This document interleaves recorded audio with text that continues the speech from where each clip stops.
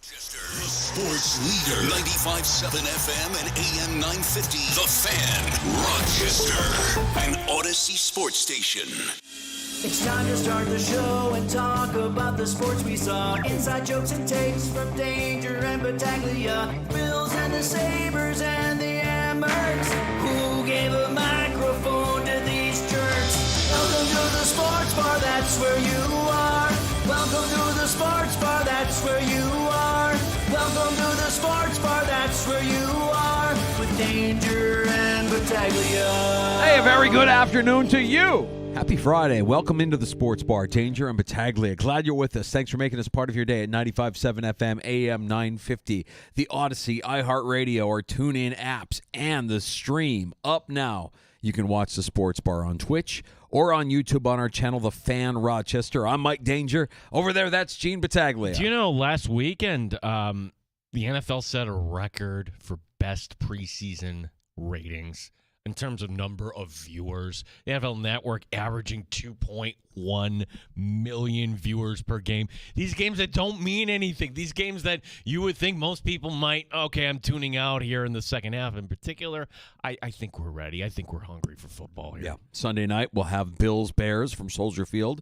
Our coverage gets underway at 6 o'clock. Joint practice between the two teams today. Lots of notes to unpack and lots to uncover here this afternoon, as later on this afternoon we'll be talking to Carl Jones from WIVB TV in Buffalo. Yeah, so we'll look ahead also to Sunday night here, of course, but Carl, former Syracuse player himself, and he'll have thoughts here on Keon Coleman and certainly some of the players we're hoping the Bills will, be able to step forward a little bit here on offense. Carl played defensive back, so love to get his thoughts on Tre'Davious White, what we saw, what should be a realistic expectation. Just how good is Christian Benford? I mean, is Christian Benford at an all-pro level here? Or are we just kind of overestimating him at this point? He's really good. We know that. Carl Jones, WIVB, will be coming up in the 4 o'clock hour. We go to Cleveland later this hour to talk to a Rochester native doing great things at 92.3 The Fan in Cleveland, our Odyssey Sports sister station. Spencer German returns to the Sports Bar, 325. So the Browns will face the Eagles in their next preseason game. And yeah, we're not going to see Shedeur Sanders. He's got that oblique injury. So where do we leave off in terms of the Browns quarterback position? Or is this just going to be, let's roll out Joe Flacco here week one? The Browns were not expecting anything out of this team, but they're still very, very interesting. Spencer German returning into the Sports Bar. He's coming up at the bottom of this hour. You can join us this afternoon at 866-4326, 585 866-4FAN is our phone number. We're also on social media. Any of the platforms you frequent, you can find us at The Fan Rochester. That includes X/Twitter. We're still using the little birdie there, so yeah, it works. Yeah, the sound effect that will always be synonymous with Twitter/X. So the joint practice today between the Bears and the Bills, kind of following along with what was going on there. Some of our favorites are down there and monitoring and paying attention, Gino. And one thing that came out of it, at least the thing that to me hasn't been talked about enough this preseason and through training camp, is the consistency of Keon Coleman. Keon Coleman really is the only wide receiver on this roster who played last year who's been on the field consistently. We haven't had an injury scare. We haven't had Keon Coleman missing time. We've heard of Keon Coleman making some pretty significant plays through the course of training camp in the preseason. And what does that mean? I mean, is this a response to getting called out? Is Keon Coleman, who we all heard by all accounts, put in the work this offseason to be better in year two as a pro in the NFL? Keon Coleman, under the radar, could be another secret to unlocking success with this Bills offense. Well, a few thoughts here. One, under the radar, I think part of that is Bills' design. I think maybe part of it's also Coleman designed. I mean, he didn't do a lot of media availability, during training camp, which that's fine. That you really don't need it. They've got other players that can pick up the slack on that. But for anybody who wants to say, well, Brandon Beane ignores this offense, Brandon Beane hasn't addressed the wide receiver position. Up until this year, the last 2 drafts previously, the top pick went to a pass catcher. which essentially is what Dalton Kincaid is, right? Going back 3 years now, and Keon Coleman 2 years ago. Rookie season, now this is the time. If you're going to spend that draft capital on a receiver, particularly if there was other guys within range, this is Keon Coleman. We just kind of gloss over that the expectation is danger. I don't need him to be wide receiver one in the sense that, you have to play him every week as a fantasy receiver. But I need him at least a few games this year when you get a mismatch, particularly going against a small corner or somebody that's not going to pay attention. He's got that frame. So I'm expecting bigger things out of Keon Coleman in 2025. Here's a couple of minutes of Keon Coleman earlier from Bills-Bears joint practice here. He mentioned how he hasn't done a ton of media availability. Here's a rare Keon Coleman sighting in the wild. Couple minutes of Keon Coleman from practice today. It went pretty good.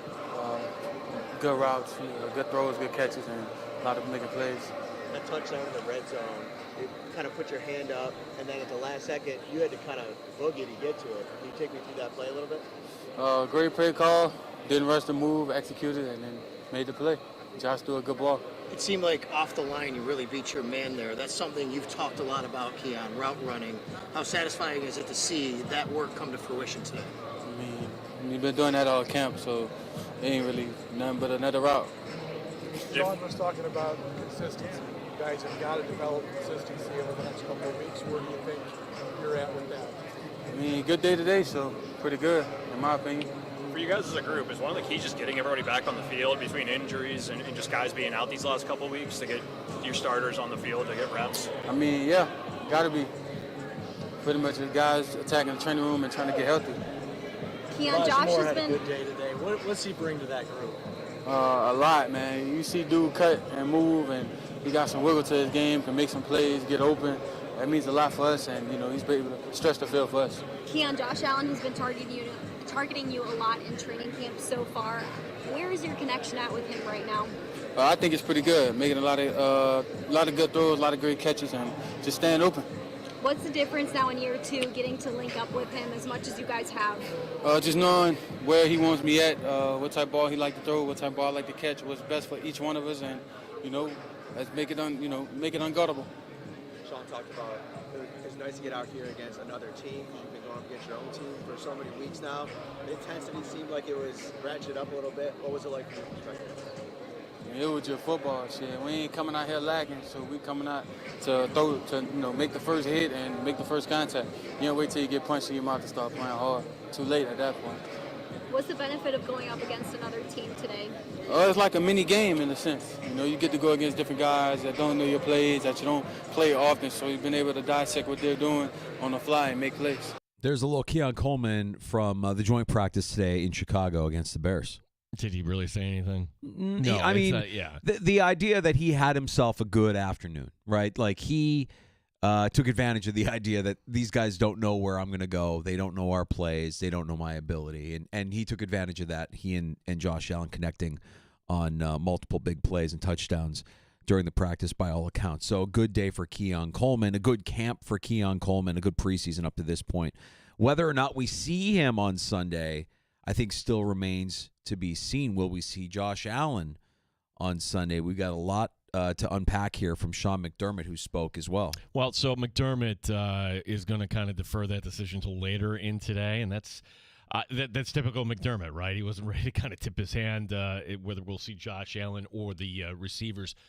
But more on Coleman danger. I mean, this is an opportunity because everybody else in that core, even Palmer had his leg kind of wrapped this week. Like, Keon Coleman has been the guy that's been healthy here throughout camp so far. Yeah, starting to see a return of Curtis Samuel. He was back at practice as well. You mentioned Palmer with the wrap. He was out there. Moore was out there. And will we see Josh Allen on Sunday? You're right. McDermott didn't really commit to anything. This was him before practice. Any decision on Josh Allen for Sunday? No. So, and then just as it relates to today and then playtime overall, I would just tell you, we got to get through this practice, go back to the hotel and go through the injury report and then reset the table for the game on Sunday night. So we won't know until tomorrow or Sunday. Tune into the Fan Rochester on Sunday at 6 to see if Josh. Do we need Josh Allen out there? interesting, right? Like, I think we've all said no, we don't. If you listen to One Bills Live, Steve Tasker earlier today says yes. I would love to see Josh play a quarter and a half. A couple Two of possessions? series. Yeah, a couple of possessions, depending, maybe 15 plays. That's a nice stretch because that gets you into it. And you got first and 10, and then just, walk off. Interesting that in Chargers camp, Justin Herbert actually went to Harbaugh. He's like, he's never played in the preseason, ever. And he went to coach, and, of course, Harbaugh's like, okay, we'll do it this weekend. We got to get to Harbaugh at some point this afternoon. Oh, my goodness. That's your lead story nationally, right? Oh. The big punishment. Right. So there you have it. We'll get to that throughout the course of the afternoon. This is ridiculous. But the Bills and the Bears and their joint practice, and again, Sunday night, week 2 of the preseason gets underway. You'll hear the action on the Fan, Rochester, your home of Buffalo Bills football. By all accounts, a good day from Keon Coleman, a good day from Josh Allen. A couple of picks from Josh Allen in practice. One, by the way, at the hands of Tremaine Edmonds. Yeah, right. The promise is still there. Hey, you're excited, right, Danger? Oh, yeah. After seeing that guy's entire career, I keep holding my breath. Like, when's it going to happen? When's the actual potential going to live up to? When is he going to actually live up to all the potential that we heard about? So there you have it. The table is set. We've got our guests lined up. And, and this note courtesy of Sal Capaccio, because this isn't the first time the Bears have done this, right? They did it with the Dolphins last week at joint practice, and Capaccio asked a Bears reporter, okay, can you compare this week for the Bears to last week? Quote, night and day. Biggest difference was the Bears have been intentionally physical, and they really took it to Miami. Bills matched the physicality and energy and even surpassed it today at times. Good to see Deion Dawkins back out there, too, speaking of a physical player.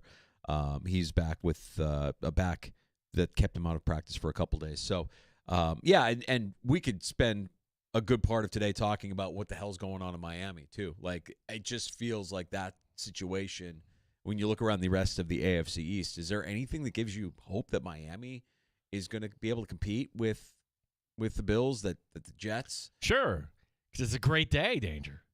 That's right. It's a great day. No, it's not a good day. It's a great day. We're just one day closer to death. You should stand corrected. Good morning. False. Great morning. Let's go. Why great? What makes this one great? Because we're another day closer to death. Whew. Okay. Really enjoying your time there, huh, Coach? Okay. One day closer to death. Dolphins are a mess. Are the Patriots a mess? Yum, yum, yum, yum, yum. Let me give you the abridged story on this. Apparently, Diggs talked to somebody nationally, and, hey, are you going to be ready week 1? Stephon Diggs, ACL injury back in October. Couldn't say for sure. Now, are we going to ding Stephon Diggs for not saying, yes, I will be ready week 1? There could be a competitive advantage to that. There could be, whatever it may be. They ran that back and asked Mike Vrabel, and Vrabel basically ripped the reporter's head off, saying, why? He's been out there every day. Like, what is a dumb question? What would make you think he's not going to be out there? Yeah, what would make you think, well, okay, Diggs himself said this. This is interesting, Deidre, because you pulled up this quote, and maybe we're reaching a time here where the Boston media is beginning to say, oh, this is what happened actually in Buffalo with Stephon Diggs. That this could turn into an issue. It's interesting, Tom, because, there are little signs that he's just becoming a bit of a pain in the posterior. I asked Mike Vrabel about those very comments that we just played this morning, and he said, did you really believe that, Phil? Did you really believe those comments? I mean, he's out here, he's doing everything. You seem like a smart guy. Did you really believe that? I said, yeah. I mean, he says he might not be ready for week 1. Do you have any doubt? And he said, I don't know. We'll find out when we get to week 1, but he's out here and he's doing everything. I mean, for Mike Vrabel to sort of have to be his public relations assistant and tell us what he really meant in his commentary to a member of the national media. I don't know if that irks Mike Vrabel or if he's just looking to go back and forth with somebody in the media, but between Downing's comments, between his what I would call sort of quiet performance this camp. Vrabel's comments this morning, and the fact that, Tom, he is not planning, is my understanding, on talking to the local media until he plays in a game. So maybe that'll happen this Saturday. I have my doubts. It all sort of adds up to there's a lot going on with this guy for a guy who doesn't look like a number one receiver. Oh. That's Phil Perry, his report on Stephon Diggs. Guy who doesn't look like a number one wide receiver. Yee.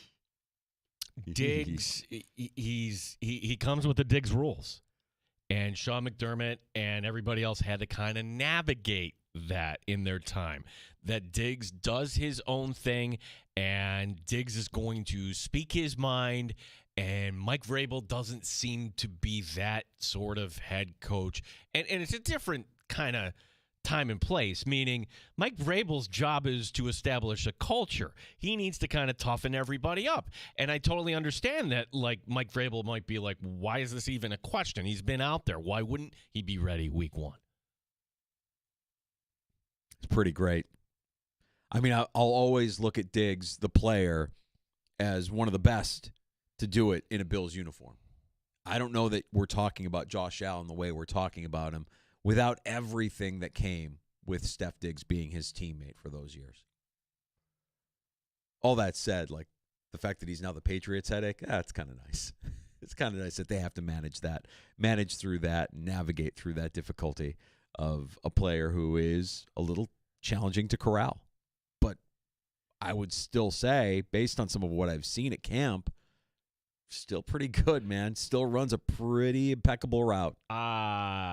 Is that somebody is saying that he's not a number one, though? Yeah, I don't know what he's looking at. Look, go back to his last 8 games in Buffalo. Did he mail it in? Were the skills deteriorating? He was not a number one receiver. Was he hurt? I don't know, but he wasn't used. He wasn't targeted. They didn't really go to him. I mean, he was just kind of there as almost like as a decoy, right? I mean, his production fell off. And then there was time. the one game against New England, he took himself out and wasn't. Yeah, so that but we could go down that path. I'm a little surprised because normally when a player is going to a different organization and maybe there's been some bad pub and it's certainly coming off an injury, you would think they'd be minding their P's and Q's and, going to be putting their best foot forward. And we wouldn't be talking and inferring to him as a diva already in New England. My gosh, we're already skipping ahead to this? We've had a couple of things with Diggs this offseason, whether you want to talk about Cardi B's boat and now this. I mean, there's a bit of a baggage that comes with Steph Diggs being on your roster. The Bills did make a move today, re-signing tight end Matt Sokol. So that extra spot that they had on their roster is filled once again with Matt Sokol, who they waived earlier this week. He'll be back with the team. And it sounds like Tyler Bass will not be ready this week. So yeah, injury update from Sean McDermott on Tyler Bass and wide receiver Curtis Samuel. He's moving in the right direction. We're trying to take it, no pun intended, but one step at a time, where he is stationary and just kicking from a stationary position, then getting one step and then 2 steps and then into his approach. So we're really just trying to be smart and make sure we don't have a setback and actually get him into a rhythm with the goal of him kicking at Tampa at this point. Curtis and seeing him ramp up here. Yeah, again, an important piece. He's been out really most of camp, so the urgency needs to be there for all these guys, and Curtis no different. We need to see how he fits into our offense this year, and availability is important as well as special teams. So when you're not, wide receiver number one, that's true of everyone. Ooh, did he drop a little nugget there? I mean, Curtis Samuel on special teams. There's no Curtis Samuel special teams, but I know a guy named Tyrell Shavers who plays special teams. As far as the kicker, it'll be Caden Davis this week. Going back to the postgame last week, McDermott said that Ray Davis PAT was a one and done. They just wanted to see it. So we won't get the kitschy Ray Davis point after attempt here coming up Sunday night. Quickly, before we get to Spencer German, we touched on this for a second. Jim Harbaugh, Michigan, the NCAA imposing a 10-year show cause order on Jim Harbaugh as part of the final punishment in connection with the Connor Stallions advanced scouting scandal. So any NCAA program that would want to hire Harbaugh in the future would have to show cause as to why it should not be sanctioned. It wasn't a 2-year postseason ban on Michigan that the NCAA did not impose a 2-year postseason ban, saying that this would, quote, unfairly penalize student athletes for the actions of coaches and staff who are no longer associated with the Michigan football program. So that's it. So no more postseason bans? No more death penalty? What you're saying is, like, commit the crime and, just pay the money. I'm saying literally, they're saying, okay, next 2 postseasons, we're going to take the money. I've seen a report of $20 million. I've seen it at $30 million. Whatever it is, and maybe they'll have to vacate that title. What do we think of USC as vacating their title? I don't think any of that matters. And even if they did, even if they were forced to vacate wins or that title, we're always going to remember that team as a championship team. The short version of all of this is, go ahead. If you're a college football coach, if you're a college football program, you want a championship, cheat. This is it. This is what happens to you. Jim Harbaugh can't coach again in college football. Ooh. That's terrible. Well, if you could cheat if you have other options. Let's say James Franklin. James Franklin's like, okay, we're going to do everything we can. We won the national championship. He's not getting an NFL job. So, like it worked for Harbaugh. He had this all planned out. Right, but I would also say if you're James Franklin, you win a title at Penn State and your career ends there. Your career ends there. Fine. We won a title at Penn State. Yeah, we cheated to do it, but we got it done. There's really nothing other than a financial penalty here to the school. You mentioned it, the fine of around $20 million tied into the postseason revenue. The 4 years of probation. Ooh, probation. We're going to have you on this list. We're going to go on your permanent record. Yeah, show cause for former assistant Denard Robinson. You've got a 3-game suspension of current head coach Jerome Moore. But they already announced the school did 2 games this year, so this will carry over the opening game in 2026. Correct. Okay. Yes. It's a joke. So if you're running a college program and you're afraid of the NCAA, don't be. Just cheat. Go ahead.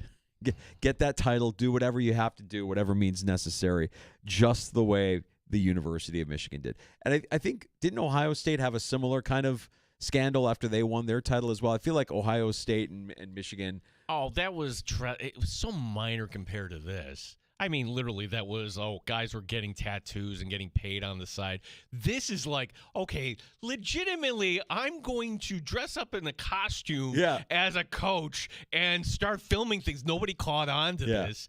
The funny thing is, like, Stallions and all of his mates, they call themselves the KGB. Yeah, they knew exactly what they were doing. Like, what are the KGB? For everybody who didn't grow up in the 80s, that was the Russian spy unit. So they knew they were spies. They called themselves the KGB. It's great.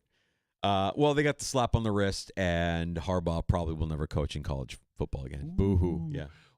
Real scary. The NCAA, real scary. 10 years from now, are these schools answering to the I'm being serious. Are they answering to the NCAA? I still don't understand in today's college athletics what it is the NCAA stands for or what they do. What would you say you do here? By their lack of no postseason ban, you can never have all sports, I would say, Danger. All sports. What would it take to get a postseason ban? I don't know. We want your money. That's all we want. Now we're just being brazen. We can't ban Michigan because Michigan gets eyeballs. Yeah, and you know what? We'll take your money, 20, 30 million. Yeah. It's great. Let's get to Spencer German and check in on the Browns preseason. He's doing great work at 92.3 The Fan in Cleveland. We'll dissect the quarterback. They have some options at quarterback. I believe there are not 3, not 4, not 5, but 6 quarterbacks under contract. 6? Who are the 6? I'm only counting 5. You've got the 2 rookies. You've got Pickett. You've got Flacco. And then you've got the criminal there, Watson. There was one that they signed last week. Who did they sign last week? They brought in somebody else? Oh. Yeah. No, I think they are up to 6. They're up to 6. They were up to 6 last week. Fantastic. I don't know if they moved off of one of them, and I'm blanking on who it was. Well, we'll get Spencer on to give us some clarity here. Spencer German, 92.3, The Fan in Cleveland. Our guest next on The Fan.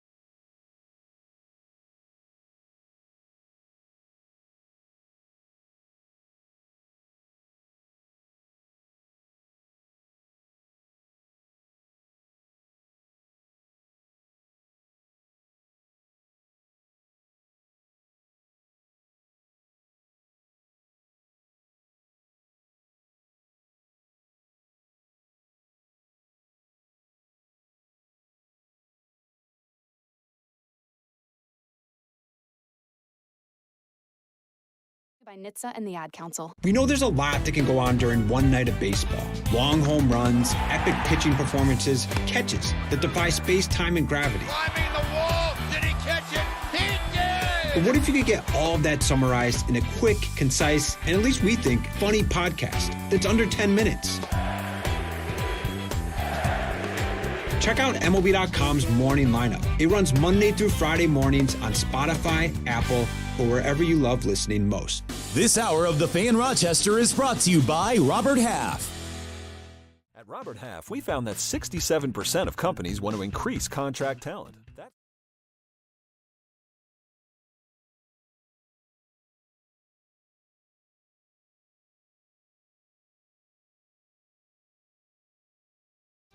Sports Update. Joint practice today. Bills and Bears saw Keon Coleman have a good afternoon. The defensive line was sharp. Deion Dawkins back at practice today. Head coach Sean McDermott talking about preseason game number 2. Very talented team, very talented with their skilled players offensively, defense. They've been, kind of stockpiling some of those players as well. So, again, this will be a good test for us, and we get a chance to see where we're at here as a football team. Bills and Bears, our pregame coverage will begin at 6 o'clock Sunday here on The Fan. Rochester Red Wings home tonight, looking to make it 3 in a row against Syracuse. One game in the majors, the Cubs and Pirates tied at 1. They're in the 5th. The Yankees tonight opening a 3-game series in St. Louis. The Mets host Seattle. The Dodgers and Padres begin a 3-game set in L.A. Gene Battaglin, the sports leader, 95.7 FM and AM 950, The Fan Rochester. Top Shelf Sports Talk. You're hanging out in the sports bar with Danger and Battaglia on the sports leader, 95.7 FM and AM 950, The Fan, Rochester. Tyler Huntley was the other quarterback. That's that was right, there. yeah. So, that's... I don't know. I mean, is Huntley still under contract? Spencer German at 92.3, The Fan in Cleveland, joining us now. And, I mean, when you have 2 quarterbacks, you have none. What does it say when you have 6? Do you still have 6 quarterbacks under contract in Cleveland there? So far, yeah, it is still 6. If you're counting Deshaun Watson, obviously, who we don't yet know when he's going to return or if he's going to return or what his injury situation looks like. I know there's some videos of him actually throwing more now going around, so we'll see. But yeah, currently 6 quarterbacks under contract. It's weird because I know last week it kind of made for some fun fodder, especially on outside of Cleveland, in other markets. It also made for some fun, I think, locally as well, just people laughing at the state of the quarterback room. But if you really thought about it, there was no sense of playing Joe Flacco last week. They were putting him in bubble wrap. They've had some unfortunate injury luck with Kenny Pickett getting hurt. Dylan Gabriel was sort of in the same boat last week, and now him and Shedeur Sanders have kind of flipped places where you have Dylan Gabriel kind of coming back around from his injury, and Shedeur Sanders is now hurt with the oblique. So just kind of by the nature of the preseason and needing to get through these games, just trying to keep guys healthy, they kind of needed to add Tyler Huntley and just kind of navigate the preseason the best they could. So I know it was a funny thing, but it actually made some sense what they did. And no, I do not think they're keeping Tyler Huntley on this roster as well. Spencer German is a Rochester native, 92.3 The Fan in Cleveland, as you were out there for the joint practices. But I want to kind of go back to Friday night because nationally, like us here and myself, I'm sitting down on a Friday night and I want to watch Shedeur Sanders. And for the most part, that looked okay, and you got to keep in the context of its preseason, and maybe Carolina didn't do anything exotic, but did that even surprise you? Where are we at? And with the oblique, it's kind of on pause here, but in terms of Shedeur and raising expectation here, possibly. Yeah, I mean, I wouldn't say it surprised me per se because, throughout the pre-draft process, I felt that Shedeur was actually a really good fit for the Browns. I thought he was a really good fit specifically for Kevin Stefanski's offense. And despite all the talk, nationally, especially with people sort of trying to spin this idea that the Browns had sort of set him up for failure because he hadn't taken first-team reps and all these things, I kind of felt like this is what we were going to kind of get from Shedeur. They didn't call anything that he wasn't comfortable with necessarily. You kind of saw early on they were trying to get him comfortable with some of the easy throws, which those are the things right now during training camp that he's mastered is get the snap, drop back real quick, throw. And I think after those first 2 series, then you sort of saw them start to open things up a little bit more, try some different routes, try some different play calls, and get him doing even more in the passing game. And that's where I think you really saw things start to look even better for him. The 2 touchdown throws were really, really nice plays. He had to kind of go through multiple progressions there to make those happen. So I don't know that I was surprised. I'm sure some other people might have been, because there's plenty of people who obviously doubt Shedeur Sanders and didn't necessarily think he was worth the juice wasn't worth the squeeze, I guess, to a degree. But yeah, I mean, in terms of locally especially, there's a lot of excitement about what that performance sort of sets the tone for, and if that was like a sign of things to come. And I don't blame people for being excited. Like, I know here in Cleveland, there's been a lot of quarterbacks that have come here, had good preseasons, and it's meant nothing. But at the same time, like, for a team that doesn't have a quarterback right now, isn't necessarily expecting a lot in terms of wins this year, I'm okay with people getting excited about the possibility of a quarterback that came in with some pretty high expectations and frankly, a lot of fanfare because he's just a polarizing guy. And feeling like, hey, if this guy's kind of walking the walk of what a franchise quarterback would do, if that's sort of what he's going to give us on a regular basis, why can't he climb the depth chart to it at some point? Not necessarily before week 1, but why can't he climb the depth chart and maybe eventually be that guy for us? So I think you'll see him at some point this season. The oblique injury is a setback here right now. It's weird because the Browns aren't wording it in a way that sounds like it's overly serious.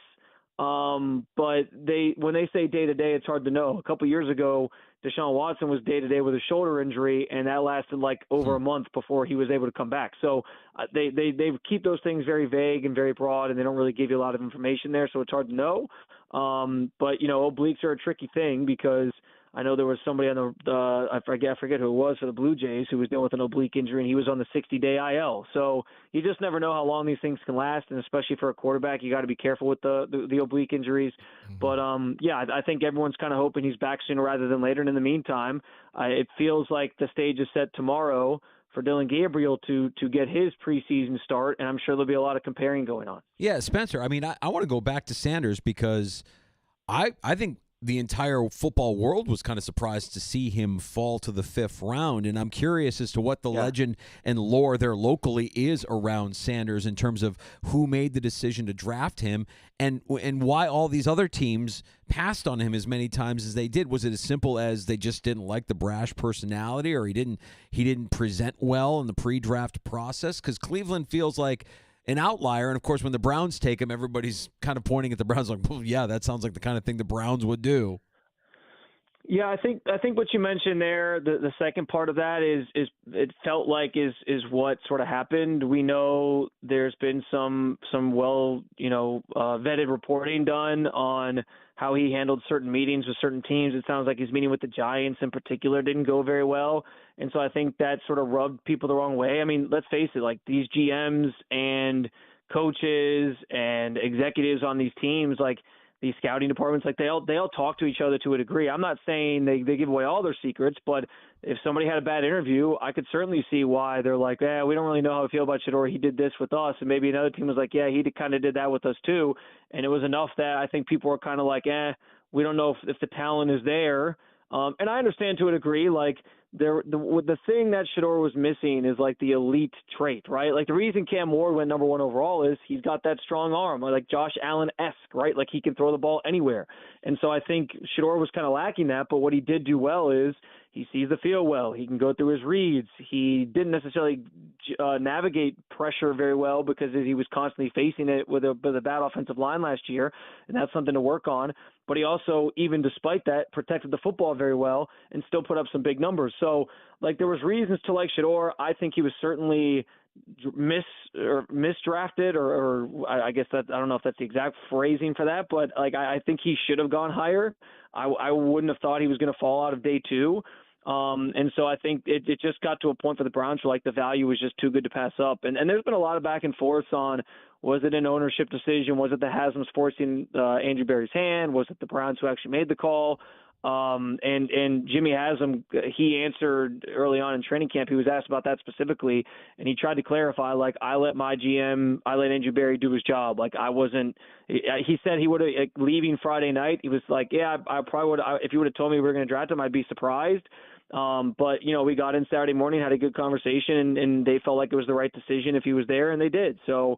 I don't necessarily think there's like some smoke and gun there where like the owner forced their hand. I think they really did just look at the situation and say, we don't have a quarterback right now, so let's throw as many darts at the board as we can and see what we can get out of these guys. And now I think the important thing is that you get a chance to see Sanders play during the regular season and actually be able to evaluate him a little bit, at least before you sort of turn the pace to 2026 and know you have these 2 first-round picks that you potentially could use on a different quarterback if you don't think you have the guy. Week 1, are we really ready to call the race here, knowing that Sanders and might not going to be available, knowing that Gabriel will really have to do something special? Tyler Huntley is just kind of there. Are we ready to call Joe Flacco the Week 1 starter, Spencer? Yeah, and I think if there was any doubts about that, I think Flacco sort of put it to bed, specifically yesterday on day 2 of those joint practices with the Eagles. I mean, he was awesome yesterday, squeezing the ball into some tight windows. The one session he had 1 incompletion. He was 4 or 5. And the 1 incompletion was like one of the best passes I've seen all of camp on like an out route to Jerry Jeudy. And it was just because Jerry Jeudy couldn't get his second foot down, that it was ruled incomplete. But like, it was a great ball over a defender. Like he really showed out yesterday. And I think I think Sanders has probably been the most consistent. He had a couple rough days, like the first 2 days of camp, kind of getting back into the swing of things. But from there, he's been the most steady quarterback at camp. But Flacco, like, he's had these moments where, like, yeah, he might have a bad day, but then he comes out and, like, he'll have another day where he just, like, he's hitting everything. And he's just, like, rolling like the Joe Flacco of old and, like, the one we saw in 2023. And you saw that a lot yesterday against an Eagles defense, by the way, that's one of the best in football, has one of the best defensive lines in football. And I think it was pretty telling of, like, where this thing is at. The fact that they keep putting him in bubble wrap, they're like, we're not playing him. Kevin Stefanski likes to treat those third preseason games and really that week leading up to it as if it's an actual game week, and kind of get everybody into the rhythm of like, okay, we're going to practice 3 days, we'll have a day off, and then we'll have our game usually Sundays, but in this instance on a Saturday next week. And so it feels like the stage is basically set for them to go through that process with Joe Flacco being the guy. Kenny Pickett, unfortunately, sort of fell out of the competition because of his injury. I don't know that like next week is going to be enough time for him to like make up the ground he has to make up to try to be the starter. I could see, and maybe this is something else you guys want to talk about, I could see them keeping 4 quarterbacks, and so maybe Pickett plays at some point. But I do think week 1, when they go out against the Bengals and kick things off at Huntington Bank Field, I think it's going to be Joe Flacco under center without question. Hey, what about Quinshawn Judkins, who got some news about his off-field incident this week, and I'm curious as to what the timetable is for him to be an impact for the Browns offense. Yeah, it's a good question. I'm not sure yet on like timeline of getting him back in the building and like, sort of situated. Obviously, he's the last remaining second-round pick that hasn't signed yet. He was part of those guys sort of holding out to get the guaranteed money. I would imagine this situation maybe doesn't get him the guaranteed money he wanted because the Browns probably don't fully trust him now, but we'll see. So that's step 1 is they got to get that sort of worked out, get the contract details ironed out, and then get him out on the field as soon as they can. I think it's probably a little too late to like, I don't know that he's just going to be out there week 1 at this point because he's going to have some catching up to do. He's missed 3 weeks of training camp. We also don't know yet if the NFL is going to still dole out a suspension. It's not obviously unprecedented for the NFL, despite no charges being brought against the player, or not being found guilty of any sort of misdemeanor activity, that they would still suspend a guy just based off that personal conduct policy. That's always their catch-all for anybody who does anything shady or unbecoming of a person. So we'll see if there's punishment coming from the league. Last I knew, they were still reviewing the matter, so it's still sort of pending in that way. So there's just too much mystery for me right now to like guarantee you he'll be out there week 3 or he'll be out there week 4. But obviously a good update on all fronts in terms of the football side of it, where Quinshawn now feels like he can get back in and start working, and the Browns feel like they can start getting him up to speed on things. It's just a matter of, okay, can he get up to speed fast enough to be ready early in the season? Will he face a suspension? So right now I think it's still very much TBD. Spencer, an unabashed fantasy question outside of Judy, and maybe is there anybody else in this Browns offense that's worth a pick late here, would you say? Yeah, there's a couple guys that I think are I would use the word interesting. I don't know that I'd be like reaching on them or anything, but Deontay Johnson would be an interesting one later on in a draft, just because I think to me, he's been like the wide receiver 2 in this room. I know that the Browns have a lot of high hopes for Cedric Tillman. I don't know, like he's had sort of a quiet camp, and I think that's been a little bit disappointing, all things considered. Like they want him to take that next leap, but I don't know if he will. I think Deontay Johnson is a proven commodity in this league. I mean, that's a guy that not too long ago was a Pro Bowler. So I know he had the weird year last year and sort of shot himself in the foot with not going into that game for the Ravens. But if you're looking for somebody to maybe get a sort of sleeper pick late and see if he maybe hits because he gets back to who he used to be, I think Deontay Johnson could be a potentially a good one. Then the biggest thing with him is just is he going to be bought in? But I think he's had a strong camp. He didn't have a good day yesterday or the last day of joint practices, but he's had a stronger camp. I think of other than Jerry Jeudy, of all the other receivers, he's probably had the next strongest camp. And the other one I'll throw at you is Harold Fannin Jr., the rookie tight end that they took out of Bowling Green. He has been very, very involved in a lot of what the Browns are trying to do offensively. And we know Kevin Stefanski loves to run a lot of 12 personnel, so those 2 tight end sets where he has Njoku and Harold Fannin out there sort of together. Yesterday, they ran a couple trick plays. One where Flacco threw it to Fannin behind him on a screen to the right, and then Fannin threw it all the way back across the field to Jerome Ford. And if it was a tackling session, he might have been able to put his shoulder down and score. So he would have got a passing touchdown out of that for Harold Fannin, which would have been kind of fun. He was involved in another one where it was a screen pass out to the left, and he sort of ran back towards the line of scrimmage and then tossed it to Dylan Sampson behind him on a 2-point conversion play. So they are clearly making a point in getting Harold Fannin Jr. very active in this offense. And I think there's a chance he without the wide receiver talent this team has, I think there's a chance that Harold gets a lot of run because they're going to be using 2 tight ends more often than even a slot receiver. Spencer, Myles Garrett with his 8th speeding infraction, 8. And Stefanski basically saying, yeah, we're disappointed. 8. I mean, at 8, I know he's the best player on the team. So, what are you really going to do? But 8, I mean, that's concerning. Yeah, and I think what's more concerning, especially for Browns fans, is, he's only a couple years removed now. 2022, he was speeding, leaving the team facility, a different route, a different street, and lost control of his car, hit a fire hydrant, pretty much he totaled the car. There was a female passenger with him, and somehow they both walked away unscathed. He had a small sort of shoulder issue that kept him out of for the following week. This was actually during the season in 2022. He missed a game, and then he came back and was fine the rest of the season. And I think that was – people thought that was kind of a wake-up call for him. Oh, wow, I got to be careful with this. And he's continued to sort of rack these speeding tickets up. It's interesting because – there was so much discourse on Shedeur Sanders and the 2 speeding tickets that he got back in June when he had kind of just arrived in Cleveland. And it was okay, everybody speeds, everybody does dumb things. And I do think largely you don't need to make a mountain out of a molehill when it comes to speeding tickets. I've gotten speeding tickets before. I don't know about you guys, but I'm not going to speak for you, but I'm sure you've maybe gotten pulled over before for speeding. It happens. But for somebody like Myles, who is a veteran in this league, who has had these situations happen before, who had a situation happen because he was speeding where he could have honestly killed himself or somebody else, and somebody who's viewed as a leader on this team. I mean, he signed the massive contract this offseason, and Jimmy Haslam kind of challenged him to be even more of that leader and lead by example. I think that's where it's with Myles, it's a little more concerning than anybody else because he's supposed to sort of set the tone for these guys, and then he still is doing this despite having sort of a reference point to go back to where you can say this is what happens when you do this if you're not careful. So yeah, it's concerning.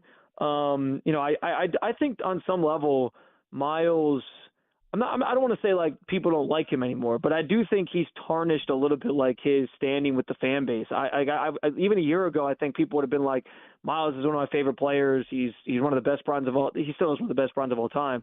But I think he was up there on that list. I think recently, because of how he handled the off-season stuff and the trade request, and because of things like this, I think people sort of just kind of roll their eyes when Myles says certain things now, and they're just kind of all right, whatever. And they know he's going to show up, and that's the most important thing.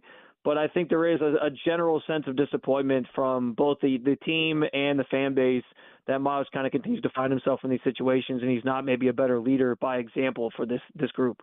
We're talking to Spencer German, Rochester native, 92.3 The Fan in Cleveland. And Spencer, big loaded question I'm going to throw at you. The stadium. And I guess I'll start here. In New York State, we have the Unclaimed Funds website where you can type your name in and maybe, there was a refund. I didn't know about that, and I moved, and you have to legally send that over to the state, and you fill out the paperwork, and you get your money. This is from years ago. And from what I'm reading, like part of the plan to fund this is to dip into the Ohio version of this. Spencer, I'm just wondering, how is that going to hold up legally? Give us your thoughts here on where things stand here with the Brown Stadium. Yeah, so to be clear, I am not like a legal expert, so I don't know all the ins and outs of like every little piece of litigation and every little thing that they have to cross all their T's and dot all their I's when it comes to the stadium and the planning of this and all these different things and what the state discussed, every minute detail when they came up with this budget plan, because that's what this was. Like, this was the Senate's proposal for how to generate the money that the team was asking for. There was 3 different proposals that were sort of put out there. One was from Governor Mike DeWine, who wanted to raise the taxes on like betting in Ohio to sort of fund the stadium. And then there was another proposal from the state Congress, and there was another or the House, and then there was another one from the Senate. And this was the Senate's proposal, was we'll dip into this fund. I think the concept here is, if you have unclaimed funds, they will still give you the money. Like, it's not like you're going to lose your money, because I think the plan is like the Haslam's still have to pay this money back to the state eventually. Like, it's sort of baked into the deal that they're giving them the money for. So I think that's sort of the setup of it all. I know like the city is trying to use this as like a big sticking point as to like they continue to fight for the team not to leave downtown.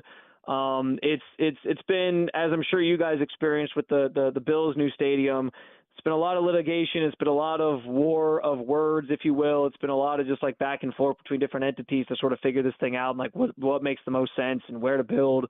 I think Buffalo actually offers, though, like a really good example for Cleveland as to like the success a stadium can have and the longevity a stadium can have, not necessarily being downtown. I know Cleveland's always been that way, and so a lot of people have that nostalgic attachment to, I want the stadium downtown, and the city talks about how it's such a good, boom for the economy downtown. But I do think like you guys are living proof that it's okay if the stadium isn't directly downtown. People will still come. People will still show up. People will still tailgate. People will still have a good time and enjoy the experience. And I think it's cities like that. It's Dallas, where they've sort of modeled a lot of what they're doing with both their facility and the stadium after. Minnesota, like, even though Minnesota is downtown, like all these newer projects are the ones that I think the Browns are sort of leaning on as examples of like, see, this is why this can work. Dude, there was no war of words with the Bills Stadium. I mean, it was good. as simple as, hey, we want this money from the state. The state said, yeah, sure, okay, we can conjure up this money, and then we'll make the rest of it in PSLs. And the billionaire owner doesn't put any of his money into the new stadium that he owns. It's an amazing thing what these guys are able to do, and it's going to be fascinating to watch the Haslams do likewise. Well, what's interesting about the Haslam's setup is they are actually putting some of their own money into the stadium, which, to your point, I actually, last time we talked to Jimmy Haslam was like right at the beginning of training camp, and I was the one who asked the question about like, are PSLs going to be a thing, which everyone's assuming they are going to be, but we're trying to get them on the record. And he said, in the next 6 months or so, we're going to start rolling out like what ticket packages are going to look like and all that. So they sort of TBD there, but yeah, you would assume they're going to recoup a lot of that money from PSLs, but they're also putting money into the stadium, but they're also putting money into building this entire sort of like plaza. I don't know if you've ever been to like Foxborough, but development, they're trying to kind of do that. Yeah. The like money's in the development stadium. and the stadium, Right. and I promise you, whatever they're putting into it, they are going to get back from fans or from the state one way or the other, Spencer. And man, thank you so much for giving us time. Before we let you go, I want to make sure that anybody in the 585 that wants to hear your work at 92.3 The Fan can hear it. When are we going to hear you on again? Yeah, so I'm on weekly Saturdays, 8 to noon, so you can catch me tomorrow leading up to the Browns preseason game. Also hosting the Locked On Browns podcast, which you can find anywhere you get your podcasts as well. So, a couple of different places, but appreciate you guys always having me on as always back home, and I appreciate anybody who wants to tune in. Yeah, Spencer, great job as always. Thanks, Spencer. Thanks, guys. Yep. Spencer German, 92.3 The Fan in Cleveland. The Locked On Browns podcast. Browns in Philadelphia to take on the Eagles week 2 of the preseason tomorrow. This may upset you as a Bills fan, but Danger and I think, I'm going to speak on your behalf. Episode 2 of Hard Knocks was boring. What did you learn? Nothing. Maybe you just enjoyed it. It's fine. But there was one thing I certainly enjoyed. Yep, that was the celebration of wealth, the thrill of victory. Yeah. Terry Pagula toasting his new partners with Pete Gawelli there, and let's raise our champagne flutes into the air, and here's a great season ahead. And oh, by the way, we're closing in on coming to 100% of PSL sales for the new stadium, which means we don't own a dime on this. They aren't paying for any of it. Yes. It's easy to grin when your ship has come in and you've got Bill's Mafia beats. But a man who's worthwhile is a man who can smile when his pants are too tight in the seat. This guy and every billionaire owner. What a racket. Well, when Spencer said, the Bills provide a model, he went to the suburbs and everything else. I'm just like, yeah, they provide the model of, look at us with no money. That's Woo! right. They are a Yeah. model. Every owner in the NFL wants to or has done exactly what the Bills have done, which is build a stadium with zero of their own money. Amazing heist right before our very eyes. We are all just junkies. They just completely swiped everything. They are gangsters. It is amazing to me. Can you imagine what that scene would have been like? The first owners meeting and the lights go down, lasers, smoke show. Yeah. Dun, dun, dun, dun, dun, dun, Oh, yeah. dun, dun, dun, dun, dun, Yeah, dun, I got dun, visuals dun, of dun, Terry dun, dun, Pagula dun, walking dun, in like a dun, dun, dun. WWE Y'all wrestler. ready for this? Ladies and gentlemen, with no money, the Pagulas. Jerry Jones, Stan Kroenke, you can't be next. I'm the champ. You can be first, but you can't be next. I got Gators on my feet, Rolex on my watch, and I got a whole limousine of women waiting for me to say, woo, my stadium paid for without my money. Unbelievable. Yeah, they provide a template. They absolutely provide a template. Any NFL owner who hasn't done it already will do it. Will do what the Bills have done. But build a stadium without any money. All funded by us. Awesome. Ironically, the team the Bills are playing this week, quite the opposite. Yeah, right. Yeah. Well, nothing in Illinois is above board. Everything is, if you think New York is crooked, yeah, Illinois is pretty crooked. I would pretty think, yeah. crooked. We'll have Carl Jones from WIVB. We'll talk about Bills joint practice. We'll talk about the Bills secondary with Carl, who played in the defensive backfield for Syracuse. We'll also look at another Week 1 matchup, Gino. Well, we have to get to this game sooner or later, but if you're looking for a fantasy sleeper, if you're one that's, I'm not going to do it. I'm not going to spend the draft capital fantasy-wise for Allen or Lamar Jackson or Burrow. I'm going to throw you a different name if you weren't paying attention. Our weekly pick here is coming up. All right, we'll get to Week 1. Friday afternoon in the Sports Bar. You can join us at 866-4FAN, 585-866-4326.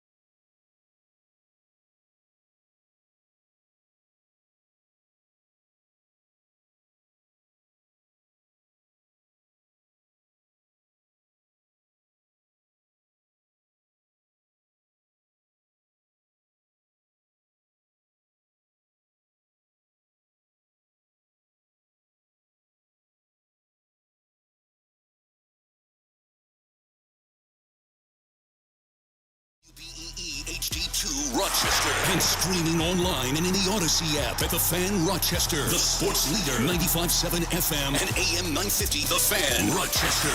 An Odyssey sports station. The Fan Rochester. Sports Update. The joint practice of the Chicago Bears and the Bills in the books. Deion Dawkins was back out there today. Keon Coleman had a good afternoon. It's like a mini game in a sense. You know, you get to go against different guys that don't know your plays, that you don't play often, so you've been able to dissect what they're doing on the fly and make plays. It'll be Caden Davis at place kicker on Sunday. Once again, Tyler Bass working his way back. He could be back for the Buccaneer game next week. Still no word if Josh Allen and the other starters will play. Bills and Bears, our pregame coverage will begin at 6 o'clock here Sunday on The Fan. We'll talk to Carl Jones, WIVB, coming up later this hour. Rochester Red Wings home tonight, looking to make it 3 in a row against Syracuse. Pirates leading the Cubs 2-1. They're in the 7th. Yankees open a 3-game series tonight in St. Louis. Keem Battaglia, the sports leader, 95.7 FM and AM 950, The Fan Rochester.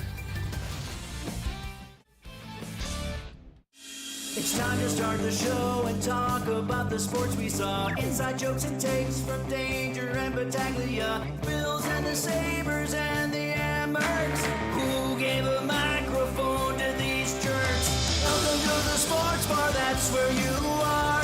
Welcome to the sports bar, that's where you are.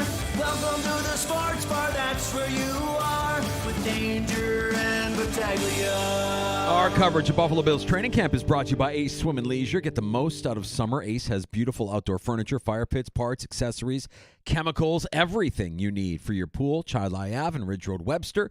AceSwim.com. It's joint practice day for the Bills in Chicago in advance of week 2 of the preseason. It'll be Sunday night here on the Fan Rochester with our coverage starting at 6 o'clock and talk about the Bills preseason. Carl Jones from WIVB TV in Buffalo will be stopping by the sports bar here in about 15 minutes. Yeah, it's a pretty good day for the defensive line. I mean, if you're one like, ooh, Joey Bosa looked really good. He did today, apparently, by all accounts. Also, Greg Rousseau got to the quarterback a few times. So I thought it was worthwhile for the Bills to get out there and go against the Bears. One clip that came across my feed, Tre'Davious White, letting receiver go. So get ready for the ups and downs of Tre'Davious White. And we want to talk to Carl about that defensive backfield danger because I just, in my opinion, they're a little thin back there, but we'll get Carl's opinion. He's the expert on this, having played in college. Carl Jones coming up at the bottom of the hour. Yeah, the good news for the Bills, getting back Cole Bishop, getting back Taylor Rapp into the defensive backfield, and by all accounts, a good day for the Bills in Chicago,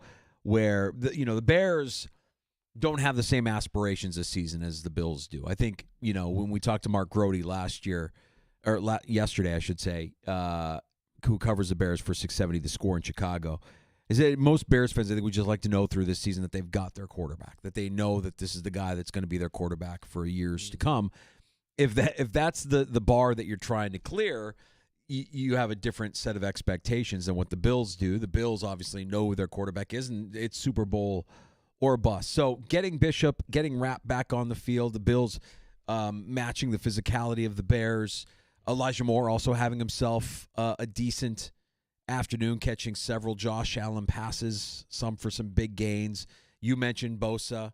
Probably would have had multiple sacks if this was something that was being, tracked in a real game based on his performance. And Keon Coleman, who I just don't think we've spent enough time talking about this preseason. I think, for as disappointing as you could say his rookie year was, him getting called out by his GM and his head coach, we have every indication to believe that Keon Coleman put in the work, showed up a bigger version of himself at training camp, and has been the constant out of the wide receivers. He's been the one guy that's actually been out there and hasn't missed time and has been relatively consistent. So Keon Coleman having himself a real nice afternoon in Chicago. His rookie year, Danger, we were tipped off, the Bills blow out the Jaguars on a Monday night, but Keon Coleman getting that first quarter suspension for whatever team violation. But then after that, I thought, Okay, he did some nice things the first half of that season, like including a touchdown down in Houston where he ran away from the defense. It was that wrist injury against Miami and then what he did or didn't do to get himself back. Just not the same guy after that injury. So, yeah, this is the NFL. Things are going to happen. You got to work your way back. So, Keon Coleman certainly somebody we're keeping tabs on. Yeah. As far as you mentioned the Trey White play where he got torched down the field. There was also another faux pas by tight end Zach Davidson, who didn't have a good week 1 preseason game. A couple of nasty drops. Had a couple of drops in this pass as well, but also fumbling the ball, which was a scoop and score for the Bears on defense. So Zach Davidson, somebody who is struggling with securing the football this preseason. Oh, and then Tremaine Edmonds intercepted Josh Allen. There it is. Oh, my gosh. There it is. Wow. Yeah. There's the promise, the potential that we've been waiting for to see. We'll see how Edmonds continues to advance his career. Still relatively, when you think about it, he's been in the league a long time now.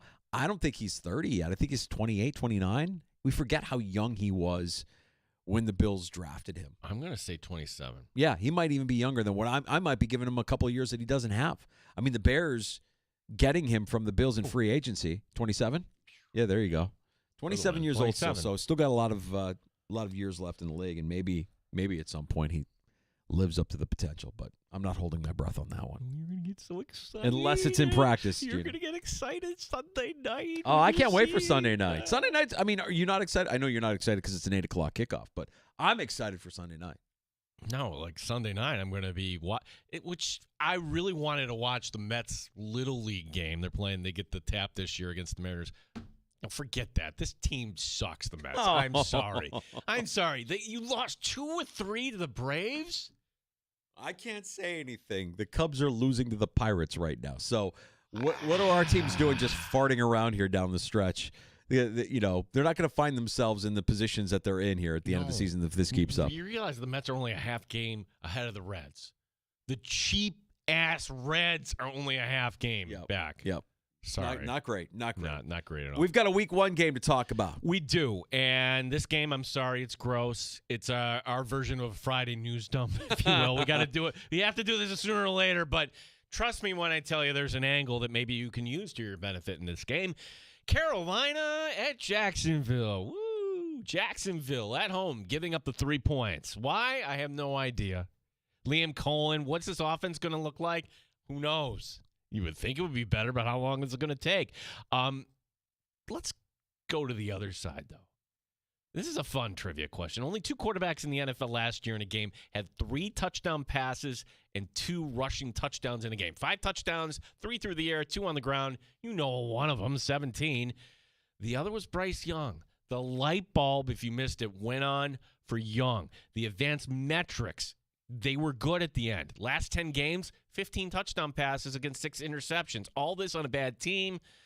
Mike Danger, when in doubt, take the points. Carolina getting the 3. I'll also say this too. In Superflex, Bryce Young, yeah, you can get him late. I mean, he'll probably go undrafted. Honestly, like he'll go late or undrafted. And my only fear on Bryce Young, and you see this as you see him like standing next to he's so slight. He's such a small dude. He's like, a small man. Yes. Him standing next to C.J. Stroud at their joint practices this week, I'm like, my God, you forget he's just not as big as some of these other quarterbacks. But you can't dispute that last year, towards the end of the year, something clicked. He got it, and he started to play at a higher level. And they extended Chuba Hubbard, and I remember thinking at the time, why are they extending Chuba Hubbard? Chuba Hubbard was good last year for this team. They're surprising in a way that they're unassuming. They don't have big, flashy names. But I think Canales is a pretty good head coach. All that being said, I still like Jacksonville in this spot. I like Jacksonville in this spot because I just think they're a more talented team. Brian Thomas Jr., Travis Hunter. I think Trevor Lawrence. If Liam Cohen can do with Trevor Lawrence what he did with Baker Mayfield in Tampa, I think we'll see a different Trevor Lawrence this year. You know how I feel about Travis Etienne. I mean, so what's you always play this game? What's more likely? Jags win the division. Jags win 5 games. I think it's more likely that the Jags win the division. Ooh, that's not even close. It's 5 games. No, buddy. I think they're going to be a better team this year.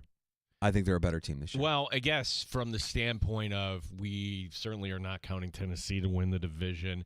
We see Indianapolis and the warts they have. So it's really Jacksonville or Houston? I just think that Houston has talent. Jacksonville has talent. I don't really see as much of it with Indianapolis or with Tennessee. And especially when you're looking at quarterback. Trevor, I'm still a believer in Trevor Lawrence. I know he hasn't given us much to really believe in, but it's been really, really ugly there. And I don't know if Liam Cohen is worth his weight, but I like what he did last year with Tampa's offense. And I like the talent that they have on the offensive side of the ball. I can't tell you what they're doing on the defensive side of the ball other than Josh Allen rushing the passer. Other than that, I really don't know what to tell you. So they could be wildly entertaining. You're taking a leap there to think that the offense all of a sudden is going to look, woo, here we go. I just believe in their talent. I believe in Brian Thomas. I think Brian Thomas is an unbelievable talent. I think Travis Hunter could come out, could retire one of the players that we've never seen something like this, or we haven't seen something like this since Dion. I mean, if the NFL really wants to own us, follow me on this. I think I brought this up before. We're not going to watch this game. Why? It's Sunday, 1 o'clock. We've got other games we're going to be watching. If the NFL wanted to own us, why wouldn't you make week 1 primetime here on Tuesday, primetime on Wednesday, primetime here? You could put like 2 games a night and stagger them. By golly, I'm sitting down and I'm watching Trevor Lawrence against Bryce Young. Yeah, you're right. And I think it's a matter of time. Right? What is it? The antitrust laws that prevent them from broadcasting on games other than Monday and Thursday and Sunday. Like on Tuesday night, September 2nd, after Labor Day. You wouldn't want to see a game right there? Why do we have to wait till Thursday? I'd take it. I would take it. And I'll go with Jacksonville on this one. Controversial pick. But I do think that they're better than what we saw last year. And I expect more out of the talent that they have. And I do think that they have talent. I like ETN. I've always liked ETN. I think Tank Bigsby is fun. And I think their wide receivers are sick. I think Brian Thomas is awesome. I think Travis Hunter is going to be so much fun to watch. Cubs have just tied it up, Danger. What are we doing? What are you doing? What are we doing? You don't get a cookie. Skeens is not on the mound. You don't get a cookie for beating Pittsburgh. That's what you're supposed to do. We check in with Carl Jones, WIVB TV in Buffalo. And Carl spent all the time that he spent here in Rochester for the St. John Fisher portion of the training camp. He's been following the Bills. Joint practice today in Chicago.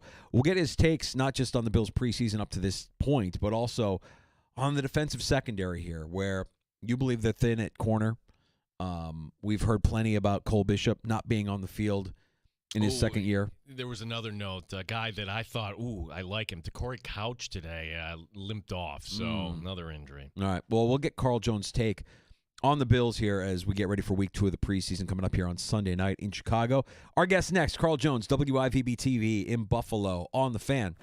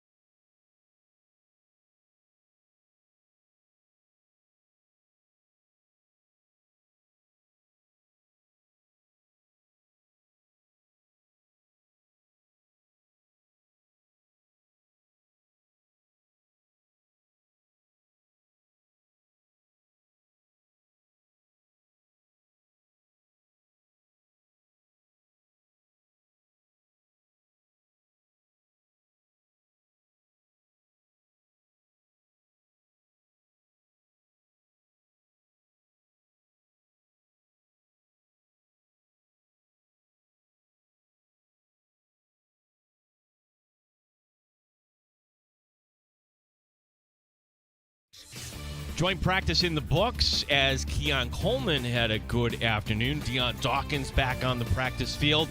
It's going to be Caden Davis at place kicker on Sunday. Tyler Brass still working his way back. No word if Josh Allen and the other starters will play against the Bears. Sean McDermott talking about this opponent. Very talented team, very talented with their skilled players offensively, defense.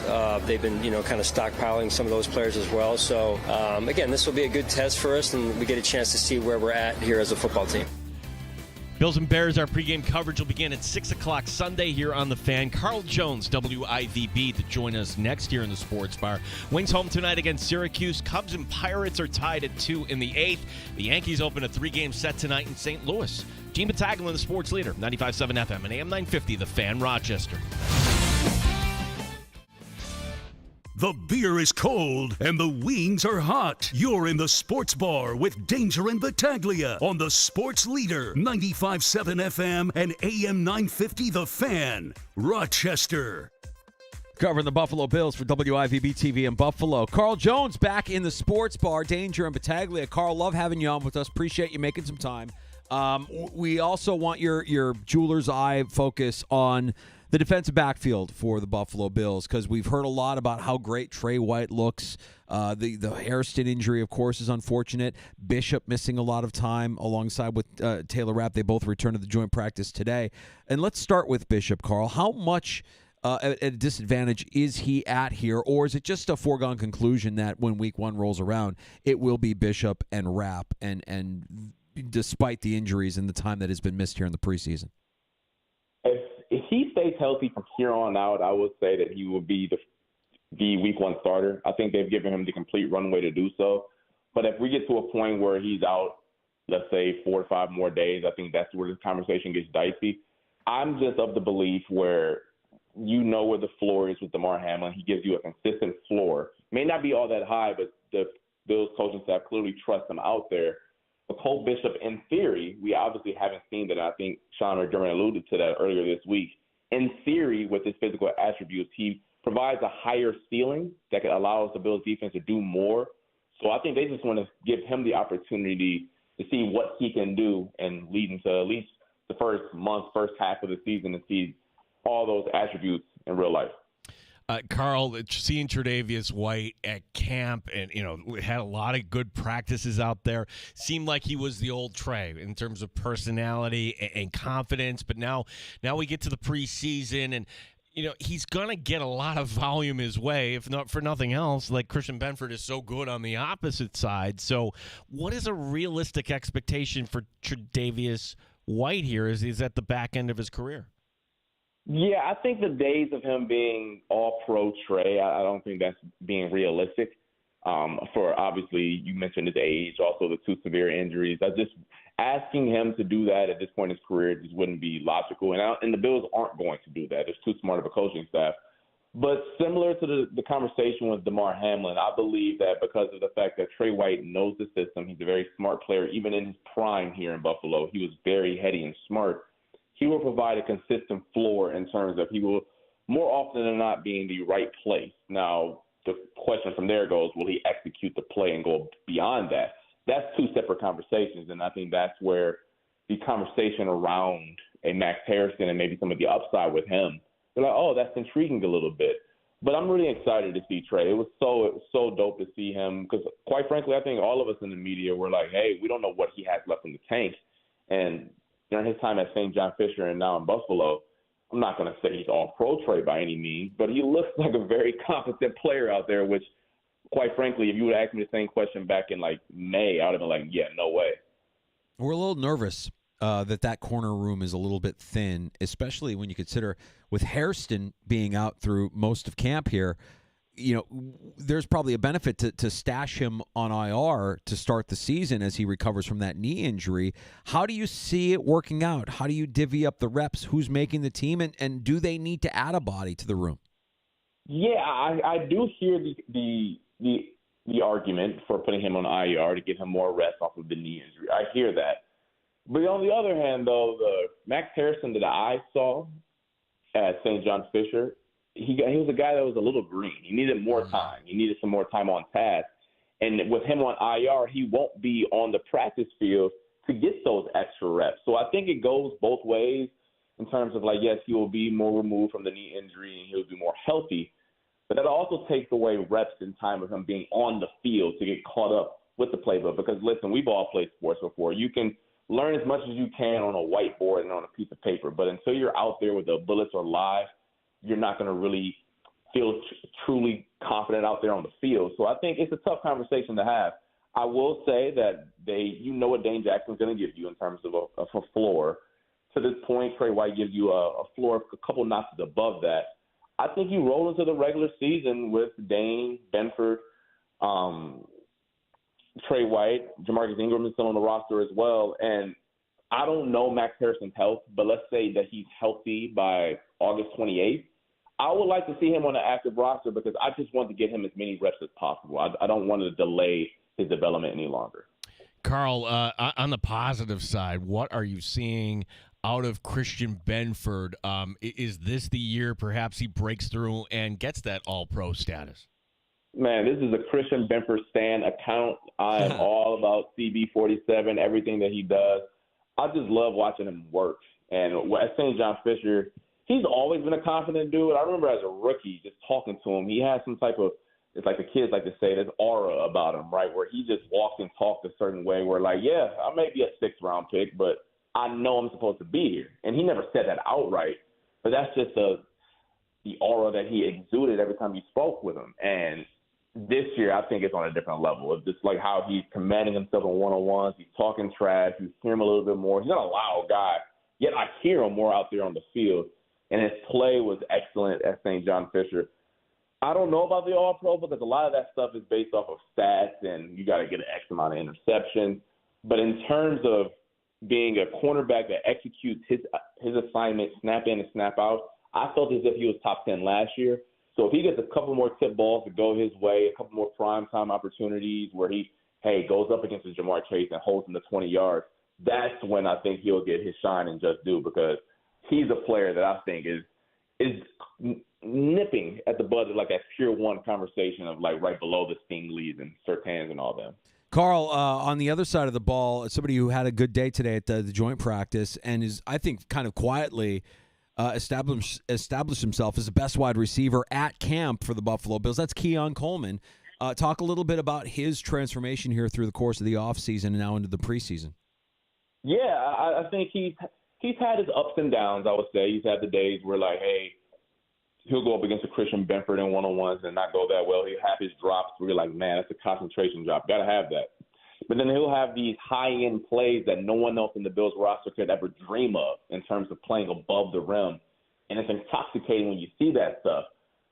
But the stuff that I really like, and when I watched this film from last year, the plays where it's more in the intermediate part of the field, right, those end breakers, those slants, those digs, using that big frame over the middle, I think that's where it's going to be his best ticket to succeed this year.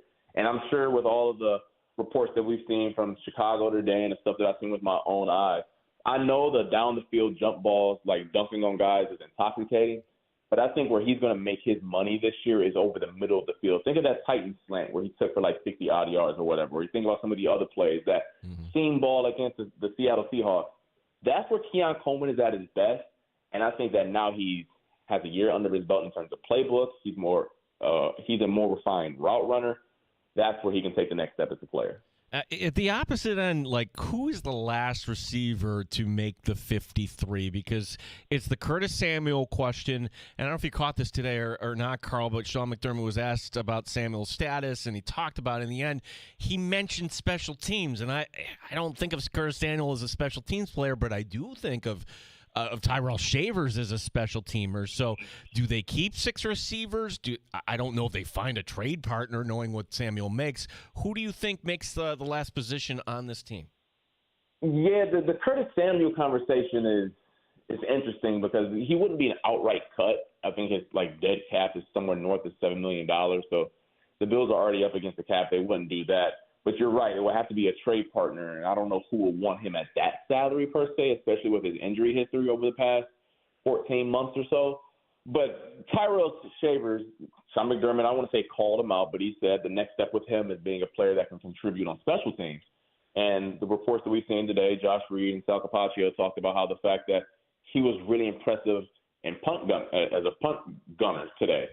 That will be his path. And when you look at Curtis Samuel, when you look at Elijah Moore, neither of those players provide anything on special teams. So I understand everyone wants to talk about, like, what they provide as receivers. Listen, you're going to have 3 receivers on the field at most. And you know the Bills are going to run a bunch of 12 personnel with 2 tight ends out there a lot. Are you truly going to activate and give someone a jersey to be your 5th wide receiver who does nothing else but play 5 snaps a game? I think that's where Tyrell Shavers is going to have his way to get onto the 53-man roster. And then whatever happens with Curtis Samuel, it'll probably have to come from a different position. Or even Elijah Moore, you can throw in that bucket as well, where, like, hey, do you only want to bring 9 offensive linemen in this year or defensive linemen, whatever the case may be? That's going to be the conversation because, in my eyes, I don't see the benefit of having 6 wide receivers out there and none of them besides Shavers play special teams. He's Carl Jones, WIVB-TV in Buffalo, joining us in the sports bar, Danger and Battaglia on the Fan Rochester. Carl, the news cycle in the NFL is frantic, and we move on from things very quickly. It was just a couple days ago that everybody was talking about the Cook deal and James Cook getting the extension. And, well, it's required by law that we ask you, what's your take on the James Cook contract? Too high, too rich for your blood, just right? I mean, there seems to have been a little bit of discrepancy in terms of what was being reported versus what the Bills actually gave their running back. Yeah, obviously the agent money and the agent number that they give out is one thing, and then when you look at the actual contract, it's another. It's in the ballpark of an annual salary that's ranked about 6th, 7th, 8th as a running back, and I think that's appropriate when you talk about his ranking in the National Football League. Out of the veteran backs in the league, I'm not talking about Bijan Robinson, Jahmyr Gibbs, guys that are still on their rookie contract. That's where he fits in my eyes. And I think that's good business by the Bills, not butting and not overextending. We're like, hey, he wants $15 million, let's give him that. Well, that would make him a top 3 paid back. And I don't think anyone ever thought that was him. But also, he is something that the Bills don't have on their roster. And that's an explosive element that can go take it to the crib by himself.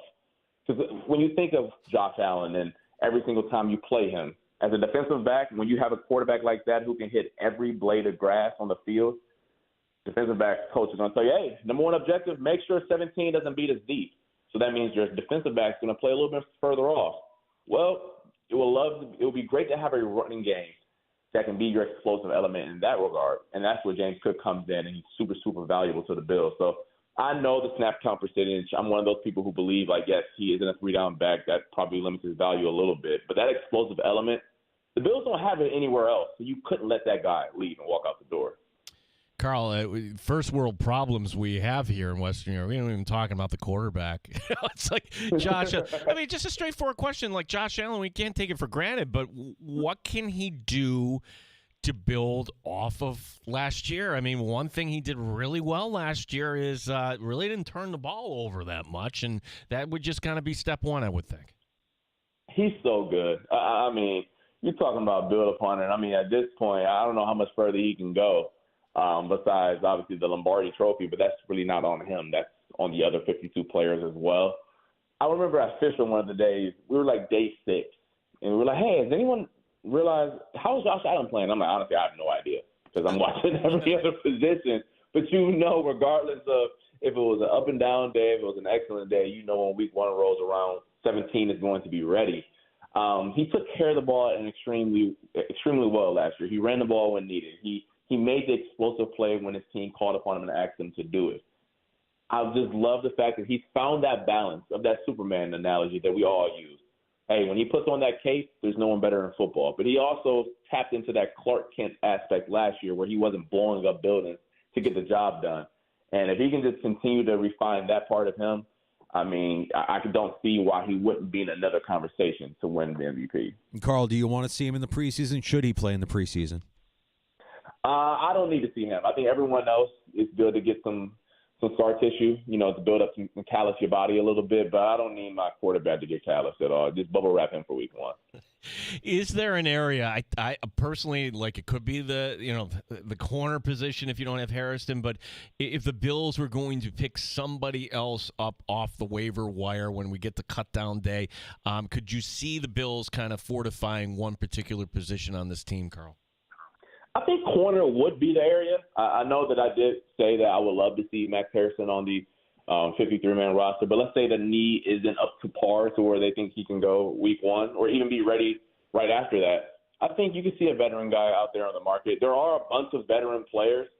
I will say, though, those veterans who are available at that point are usually waiting for a starting job, and I don't know if a Rasul Douglas and Asante Samuel guys of that ilk would want to come to Buffalo knowing that they got to look over their shoulder the entire time. But there are some other players who do get cut, some youngerish guys who you can pluck off of the other guys' waivers and bring them into Buffalo. So I think it'd be that position, to be quite frank with you. The offensive set, safety is safety, but as we all know, the Bills love their guys in terms of safety and how much it's trust and reliability, and plucking a guy off the street to try to do that job week 1 will be kind of tough. Carl, I don't know if we'll have the chance to talk to you before we get to week 1, but we're all anticipating just an unbelievable matchup between the Ravens and the Bills. And I think about what last year's kickoff game between the Chiefs and the Ravens was like, and just how physical. It was surprising to me how physical that game was, being it was week 1, and just the level of intensity that the Ravens brought into Arrowhead for that game. I'm expecting them to do the same thing to Buffalo. I guess my question for you is, week 1 of the regular season, when these games count, do you believe the Bills have what it takes to match the physicality that we're confident Baltimore is going to bring into Highmark? I do think so. And obviously the Ravens bring in a unique style of the quarterback run, and they have a 300-pound fullback. They have a 260-pound running back. And the way that they play is just unique compared to any other team in football. I would say when you have to see that on a 6-day notice, when you just got playing off another game, it's difficult because you don't see that anywhere else. It's like when you're in college and you play one of the service academies. I never see the triple option, so it's going to shock me a little bit when I see that for the first time.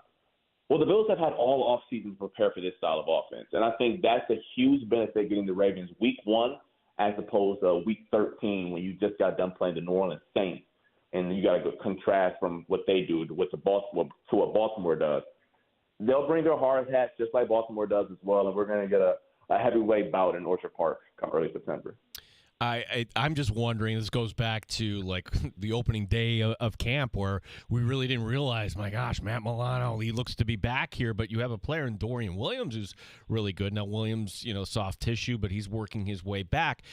Against the Ravens, could you see the Bills employing a good old-fashioned 4-3 defense, and rather than not go nickel here and have Milano and Williams out there? Could we see more of that this year? I think that's possible, but for sure. And I think when you think about the Ravens, they want to impose their will on you. So they're going to pull out 2-3 tight ends, and I love Terran more than most out here, and I love my favorite player to watch. I don't know if I want to see him out there when it's 3 tight ends and Derrick Henry. I don't know if his asset is best used that way. So I think, yes, when you bring in your Dorian Williams, but who knows what wrinkle the Ravens have up their sleeve. I will say they've had all offseason to prepare for their offense as well. Todd Monken, their offensive coordinator, has done a fabulous job changing that offense under the old tutelage that the Ravens used to run. So maybe they run more 11 personnel stuff with DeAndre Hopkins is over there now. So who knows what they bring to the table. But I will say the Bills are equipped to match whatever the Ravens throw at them because of the fact that Dorian Williams, should he is healthy, provides some physical presence off the bench. And Carl, we're looking forward to Sunday night. It's week 2 of the preseason. The Bills are in Chicago to take on the Bears. Talk about the coverage you and Josh at WIVB are providing here leading up to kickoff on Sunday night. Yeah, we got Bills kickoff live this Sunday, 6:30 p.m. We'll be able to see that in all of Western New York, so make sure you guys tune in for that one. And then every single Thursday, we have this new thing called the Mafia Huddle. It's on all of your streaming platforms. Make sure you guys check that out. Josh Reed, myself, a lot of other guys on the BKL crew will stop by from time to time, just talking shop, Bills, everything that you want to know about that type of stuff that's going on. We got that provided for you. I just appreciate you having me on, and look to hear from you soon. Yeah, no, Carl, real quick, the Orange, 15 days from now. I mean, do we have a good beat on? Do we have a handle on how this team's going to look this year? See, I knew I liked you. This is the stuff I like to hear. I'll say this about my Orange. I know on paper it may be a step back. The schedule is brutal. It's like one of the top 5 hardest schedules, no matter of conference. It's tough. But I met Fran Brown this offseason. He could sell milk to a cow. Yeah. I mean, he made me feel like I wanted to go put on a helmet right now, even though my hamstrings wouldn't let that happen. He is a great dude. I think he has his program going in the right direction. And I would not be surprised come week 1 where it's late in the fourth quarter, you look up and you're like, wait a second, are they up by 3 on Tennessee? Is this real? I think it's that type of year for the Orange. All right. We're going to hold you to that, Carl. Appreciate the time, buddy. You guys have a good one. You got it. There's Carl Jones, WIVB TV in Buffalo. Bills Kickoff Live. You can see Carl with Josh Reed, with, of course, Thad Brown, and the whole crew there at Bills Kickoff Live. Yeah, this is a brutal schedule. That Tennessee game is in Atlanta. That's the kickoff classic. That's going to be... that'll be primarily Tennessee fans of that one.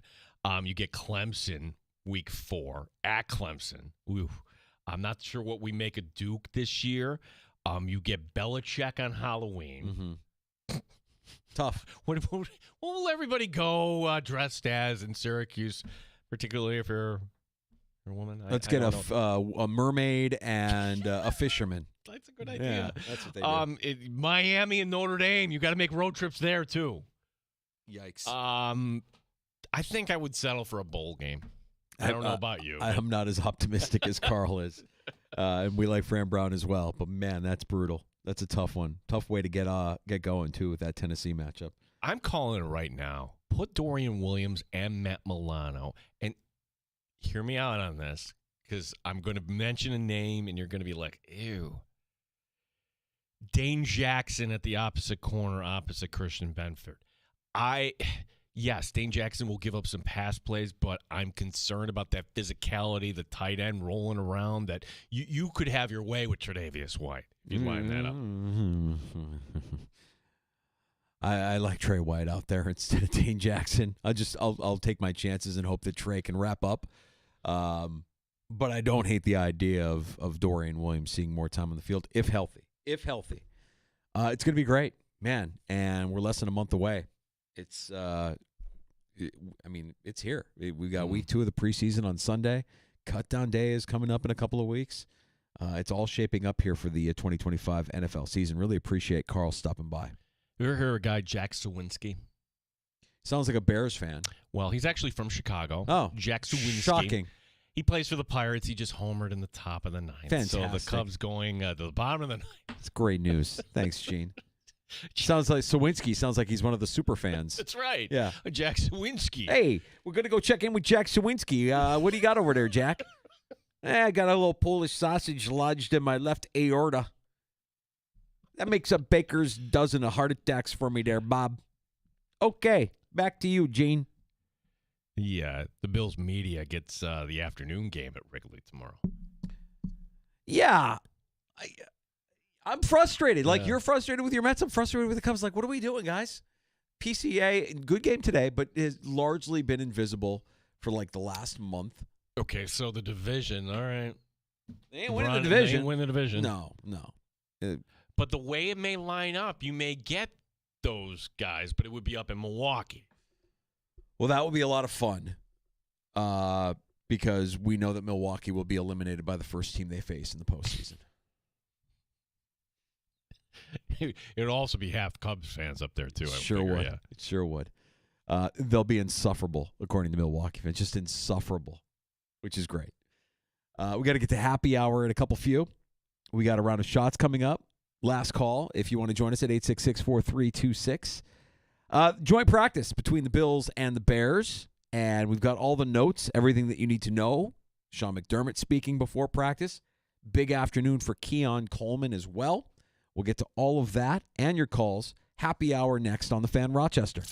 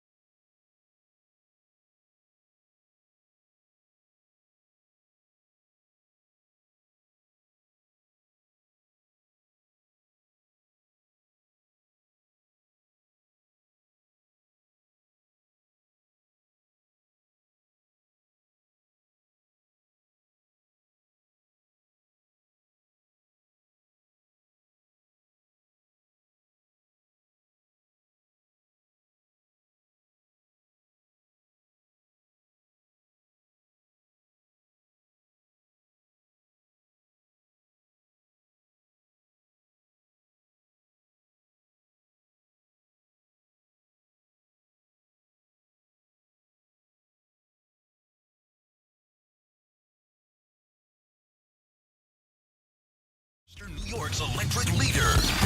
This is The Fan Rochester. WROC AM, WBEE HD2, and W239BF Rochester. The sports leader. 95.7 FM and AM 950. The Fan Rochester. An Odyssey sports station. The Fan Rochester. Sports Update. The joint practice today for the Bills and Bears saw Keon Coleman have a good afternoon, and he's feeling pretty good. It's like a mini game in a sense. You know, you get to go against different guys that don't know your plays, that you don't play often, so you've been able to dissect what they're doing on the fly and make plays. Deion Dawkins returning to practice today for the Bills. It's going to be Caden Davis at kicker Sunday. Tyler Bass still working his way back. No word yet if Josh Allen's going to play in this game. Bills and Bears, our pregame coverage will begin at 6 o'clock Sunday here on The Fan Rochester. The Red Wings have taken the first two in the series against Syracuse. Same two teams tonight at Innovative Field. The Cubs fall in the top of the ninth to the Pirates, 3-2 the final. Yankees tonight opening a three-game series in St. Louis. Dodgers and Padres, three-game series opens tonight in Chavez Ravine. Gene Battaglia, the sports leader, The Fan Rochester. It's time to start the show and talk about the sports we saw. Inside jokes and takes from Danger and Battaglia. Bills and the Sabres and the Amherst. Who gave a microphone to these jerks? Welcome to the sports bar, that's where you are. Welcome to the sports bar, that's where you are. Welcome to the sports bar, that's where you are. With Danger and Battaglia. It is happy hour in the sports bar. Thanks for making us part of your weekend plans at 95.7 FM and AM 950. You can watch the sports bar on our YouTube channel or on Twitch at The Fan Rochester. Follow us on all of your social platforms of choice at The Fan Rochester, including X. I'm Mike Danger. That's Gene Battaglia over there. I've saw this a lot. Like, oh my gosh, this is going to be the last Thursday night until. No, actually, there is no football, in college next week. But you know what? We do have next Saturday, week 0. So in my mind, Danger, when we get to next Friday, we're going to be talking about college football beginning the next day. And when we get to next Friday, then the next weekend's Labor Day. We're here, buddy. Goes by too fast. Not wishing summer away. Goes by too fast. It really does. And you got week 2 of the preseason. Shortened preseason now, 3 weeks. Week 2 coming up Sunday here for the Bills as they're in Chicago to take on the Bears. They had the joint practice today against the Bears, and all indications were that it was a good practice for the Buffalo Bills. Some plays that you would, of course, expect to see happen, interceptions, turnovers, but in practice. Yeah, the turnover being Josh Allen getting picked off by Tremaine Edmonds. Allen was taking a few chances. This is the time and the place to do that, by the way. So testing his limits here in the preseason. In the joint practice, I should say, today. You did have a good day for the defensive line. Really encouraging to hear that Joey Bosa looking great coming off the ball, that if this were a game, he would have had multiple sacks. Certainly Greg Rousseau had another good practice. So those are the positives. Trey White, there was one play getting burned, in the feed that was coming across. So it wasn't all perfect today for Buffalo. We did get Cole Bishop and Taylor Rapp back on the field together, which is a great sign. And whether or not we see them or any of the starters coming up here on Sunday night remains to be seen. McDermott not really saying before practice what his plans for Sunday night were going to be, and chances are because he was going to evaluate after practice, we won't find out until closer to kickoff, I would imagine. Yeah, and health-wise today seemed, I don't know to what degree, but Corey Couch was able to kind of hobble off the field, so hopefully he can just kind of shake that off, because I thought he's somebody at the back end of this, particularly with Maxwell Harrison, his status really way up in the air. Could Couch actually kind of sneak on to this 53? I thought that, these last 2 preseason games, I was looking forward to seeing him. Hopefully he's going to be okay to go here in 2 days. Good practice for Dawson Knox, who scored that touchdown for the Bills week 1 against the Giants. He was a consistent target for Josh Allen this afternoon in practice, making catches and a little RAC, a little run after the catch as well. And Keon Coleman, and seeing across my feed as much as I saw today about Keon Coleman was just kind of a reminder. I know that if you saw him at practice here at St. John Fisher, there were some ups, there were some downs, there were some drops But there were also, with those drops, some amazing highlight reel type catches. And Keon Coleman has been the one constant, really, for Josh Allen as far as targets are concerned. He's been the one guy that's been out there every practice, the entirety of camp. You've had absences pretty much across the board, whether you're talking about James Cook missing time or the injury to Khalil Shakir, the tight ends, obviously, starting off a little bit slow. So Keon Coleman catching 2 touchdown passes today in the joint practice, one in the red zone, and then he absolutely roasted a Bears defender with a great route right at the line of scrimmage. Long pass for a touchdown from Josh Allen to Keon Coleman. So a good afternoon for Keon Coleman, who appears to have done everything right up to this point as far as his preparation for this upcoming season. How's it going to translate to on the field, though? Right. That's the question here. And I don't think there's going to be a true number one receiver on this team. I just don't think the Bills want it set up that way, and I don't think it kind of benefits them. But when we talked to Carl Jones, WIVB, it's like, yeah, the world moves quickly. It was a really big story, and now we're kind of moved on. Okay, James Cook, that's it. But the idea that James Cook is the one guy getting his hands, boom, he's kind of gone. That's a unique thing to this offense. Well, Keon Coleman is unique. No, he's not have that burner speed, but he has, you would figure, the physicality. If you can match him up properly here, I mean, the dream comp here would be A.J. Brown, right? Can he develop and take that step forward? And you think of the touchdown that he outmuscled the defender in the Seattle game. You think how he did the job down in Houston, but there wasn't enough of that. It's year 2, and it's the question that we had going into camp: who's going to take that step forward? Is it Kincaid? Is it Coleman? There's nothing that leads me to believe, Danger, that Dalton Kincaid's going to become the leader in targets, but I am kind of hopeful that up to this point that Keon Coleman's done everything possible to take that step forward. We will not see Tyler Bass on Sunday night. It'll be Caden Davis kicking again for the Buffalo Bills. He took part in today's practice and hit something I want to say somewhere in the ballpark of a 50-yard field goal during practice as well. So look for Caden Davis Sunday night. Tyler Bass still recovering. Sean McDermott on the recovery of Tyler Bass, and also wide receiver Curtis Samuel, who was back on the field today. He's moving in the right direction. We're trying to take it, no pun intended, but one step at a time, where he is stationary and just kicking from a stationary position, then getting one step, and then 2 steps, and then into his approach. So we're really just trying to be smart and make sure we don't have a setback, and actually get him into a rhythm with the goal of him kicking at Tampa at this point.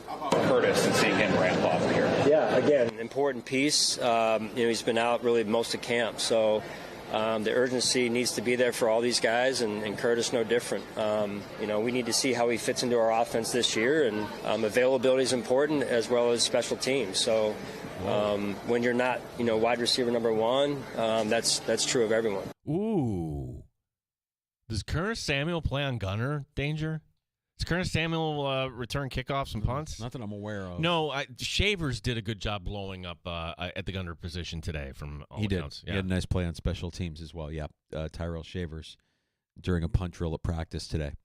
So there's the there's a diagnosis for Tyler Bass and Curtis Samuel, and as I mentioned, you won't hear Sean McDermott's plan just yet as far as who's playing on Sunday, who's not. However, if you believe Steve Tasker, One Bills Live, you believe if you park your car in the same garage as Tasker, well, then you want Josh Allen to play at least a little bit on Sunday night. I would love to see Josh play a quarter and a half. A couple 2 of possessions? Series. Yeah, a couple of possessions, depending, maybe 15 plays. That's a nice stretch because that gets you into it. And you got first and 10, and then just, walk off.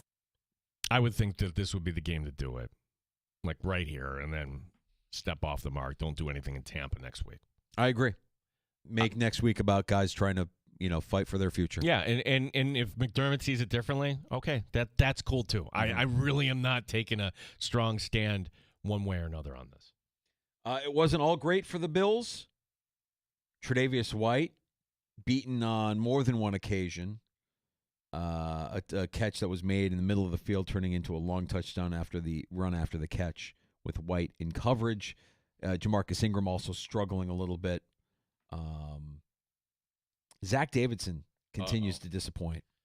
Yeah, against the Giants, like 2 really bad drops for somebody that was known for his hands. And here was Davidson putting the ball in the turf today that ends up going the other direction for 6. Mike White, not a great practice either, missing a couple of throws and a bad interception. I had the take that if all things were equal, Danger, that Mike White would have been the guy that you would keep because it's less money. I'm kind of wavering on that. If it's all equal, Mike White you can stash on the practice squad or whatever. You can Is it equal? I mean, I feel like Trubisky, for all of his warts, still has an experience that Mike White doesn't have. It's experience versus money. That's what it comes down to. Right. This is Mitch Trubisky. Is this a Mitch Trubisky revenge game on Sunday? Yeah. Here's a minute on Mitch Trubisky talking to the media after practice. Long time no see. Awesome. What's up? You find the place okay? Yeah, found it just all right. Just hopped on the bus and brought back a lot of good memories coming back here. So felt like we had a really good joint practice today. Nice catching up with some old friends, and it was good to be back. Thought we had a good day and it was very productive. What's the biggest advantage to these joint practices? I think going against different looks, going against different people. We go against our same defense in practice every day, and it's nice to go against some different looks and different guys and see how our plays execute against them. So I thought it was a productive day overall. Have you gotten an indication of what the playing time's going to be? Are you starting? No, they haven't said yet. They haven't said yet. I think we'll find out tonight. Hopefully give us a heads up before we go out there on Sunday. So they haven't said. So looking forward to however much time we get out there. When you got here today, did the memories come back? What was it like getting back here? Yeah, definitely. It was nice seeing old friends, nice seeing the facility. It just brings back a lot of memories being back here, very nostalgic. Just being in this indoor, being put a lot of work in here, and it's just good to be back. It feels good, honestly. Mitch, what are your lasting memories of 2018? 2018, it felt like we couldn't lose, and we just had a really good team, and it was one of the most fun years of football I had, and I'll always remember that, and all my teammates that we had that year. It was a great run, and a lot of good memories from that season. We've had McDermott McLeod in the sports bar. Are you ready for Trubisky's tall tales? Yeah, great memories until you were completely torn apart by your head coach on national TV and stripped of your confidence and dignity. Yeah, it was fun up until that point. Yeah, and then who was the kicker? Cody Barkey. Oh, not Cody Barkey. Cody Barkey, the double doink. Oh, never heard from again, Cody Barkey, because he did the circuit afterwards. He did the media circuit afterwards. Which is taboo. Yeah, and everybody's like, what are you doing? Why are you capitalizing on your failure? What is this? No. Stay down. Yeah, nobody. You lost the game. You didn't go through. Nobody's picking that guy up. No. He's done. There are 2 stories in regards to AFC East opponents that I'm sure Bills fans will just kind of gobble up. First, this is from Sal Capaccio because Bills and Bears joint practice today. The Bears did this last week against the Dolphins, and Sal asked a Bears reporter, "Hey, what's the difference between what you saw today and what you saw against the Dolphins?" The reporter, quote, "Night and day. Biggest difference was the Bears have been intentionally physical and really took it to Miami. Bills matched the physicality today and the energy and even surpassed it at times." That's not surprising to me. The Bills should match or surpass the physicality of the Bears. The Bills are a Super Bowl contender. The Bears are not. But what's happening in Miami is fascinating to me. I feel like we're watching this team unravel. They haven't played a game yet, but this head coach, I know it's just his words, but I don't get the sense that he's leading men anymore. No, and it's not just Chicago. Look at all the reports out of Detroit, because Miami, same deal. They had the joint practice yesterday to the point where the Lions social media team was just actually openly mocking them. You had a Lions linebacker say, that was the worst practice I've seen. And you have a head coach that is making weird jokes. Mike McDaniel, first coach to be fired, seems almost like a lock. Yeah, they get off to a slow start. Yeah, And do you have any indication that it's going to turn around this year for the Dolphins? I'd be shocked. The other story. So I missed this because I guess Stephon Diggs talked to, I'm not sure who it was, NFL Network or somebody else, somebody on a national level, and was asked, hey, you're going to be available for week 1.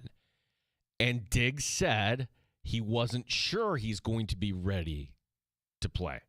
Now, mind you, he's been a full participant in training camp every day, working back from the ACL.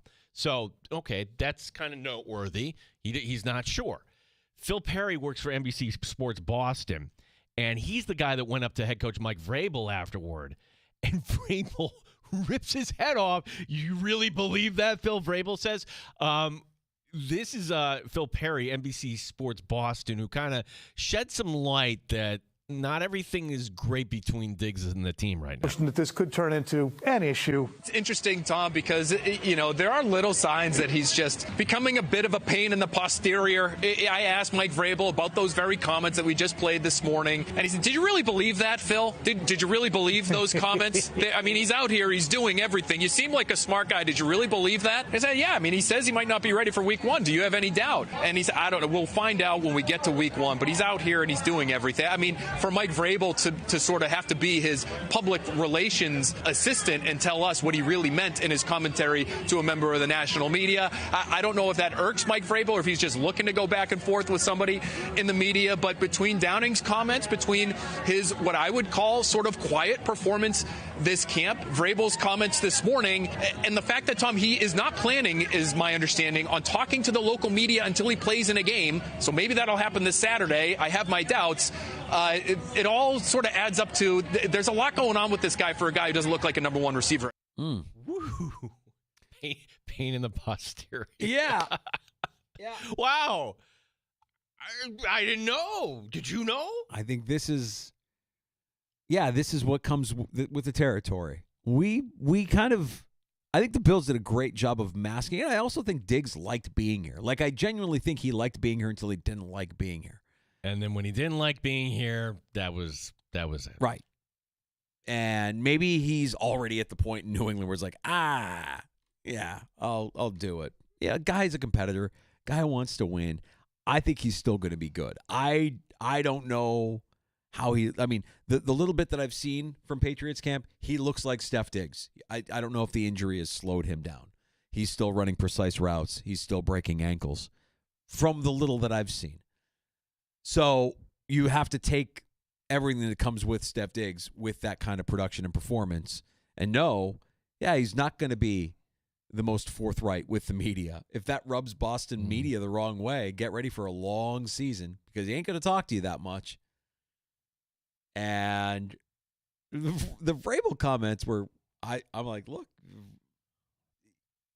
Vrabel's not wrong. Like, Diggs is out there. He's done everything. So is that you're asking a stupid question, reporter, or is that Vrabel, okay, this is chafing me. Like, why are we doing this here with this receiver? I think Vrabel's trying to set a culture. Like, he wants his team to be tough, and it's a question he doesn't want to answer. Well, I imagine he probably had a conversation with Diggs about that after the fact. Like, I would imagine this goes back to, what was it, pink, whatever that was, the substance. Oh, yeah. Yeah, the drugs. Yeah. The drugs on Cardi B's boat. Yeah. Is Cardi B pregnant with Steph Diggs' baby? What? I feel like I saw a picture of Cardi B cross my feed, and it sure looked like she was expecting. Maybe I'm seeing things wrong, and I don't think anything has been made official, but that might be weighing on his mind as well if that's a factor. There are some rumors around there with that, right? This is Cardi B's recent performance sparks pregnancy rumors. Okay. So there are rumors out there. Nothing official, nothing confirmed, but rumors. So maybe that might be partially weighing on his mind as well as he gets ready for week 1 of the NFL season. I'll always defend Diggs. I think Diggs, when he was in Buffalo, was fantastic. Even with the diva behavior, I think that's a special talent that doesn't come around that often. And with that special talent, you have to kind of manage it differently. It's a challenge. It's not easy. But you recognize them for the talent that they have, and you try to maximize that talent every chance you get. Going back, would you have done anything differently if you were McDermott Or Bean with Diggs. Oh, McDermott lying about the absence was the big one. That's the one. Diggs was being Diggs when he went to them in the offseason and said what he said, and we don't know what he said, but we can kind of deduce that he was unhappy, wanted to know what the team is doing to make sure that their disappointment losing to the Bengals that season doesn't happen again, right? And for Bean and McDermott to get challenged like that from a player, no less, probably rubbed them the wrong way. That's counterculture. That's counter to what they're trying to build there. But that's who he is, and they'll be the first to say we wish we had 100 guys on our team that were that competitive, right? We want competitors like that. But at the same time, there's a way to handle it. There's a way to do it. It's counterproductive. And then on top of that, McDermott publicly saying Diggs wasn't there when he was, but got sent home instead. Okay, now there's a violation of trust. Probably that would have been better just to cancel the press conference that day, let everybody cool off and figure out another plan. Yeah. I'm not. Is anybody worried about Steph Diggs week 5, Sunday Night Football? I'm not. Not at all. Maybe he gets his. I'm worried about the other kid, Travion Henderson. Yeah, Henderson with that return kickoff week 1 of the preseason. He looks like the real deal. So, yeah, the rest of do we have anything new from the Jets? I mean, there was one big piece of news yesterday from the Jets, but I don't know that we have a follow-up on that. Well, the piece of news yesterday was this, that unfortunately for Tyrod Taylor, minor knee scope. He'll be fine. He'll be back for the regular season, but no more preseason for Tyrod Taylor. Hey, who's going to take these quarterback snaps? They brought in 2 quarterbacks yesterday, C.J. Beathard and Nathan Peterman. Yes. We're back. We are so back. I have not. Keep refreshing, Danger. No, nothing yet. No, this is. I love this. This is the Jet press, whatever this. Jets bringing in Nathan Peterman is not the disaster it sounds like.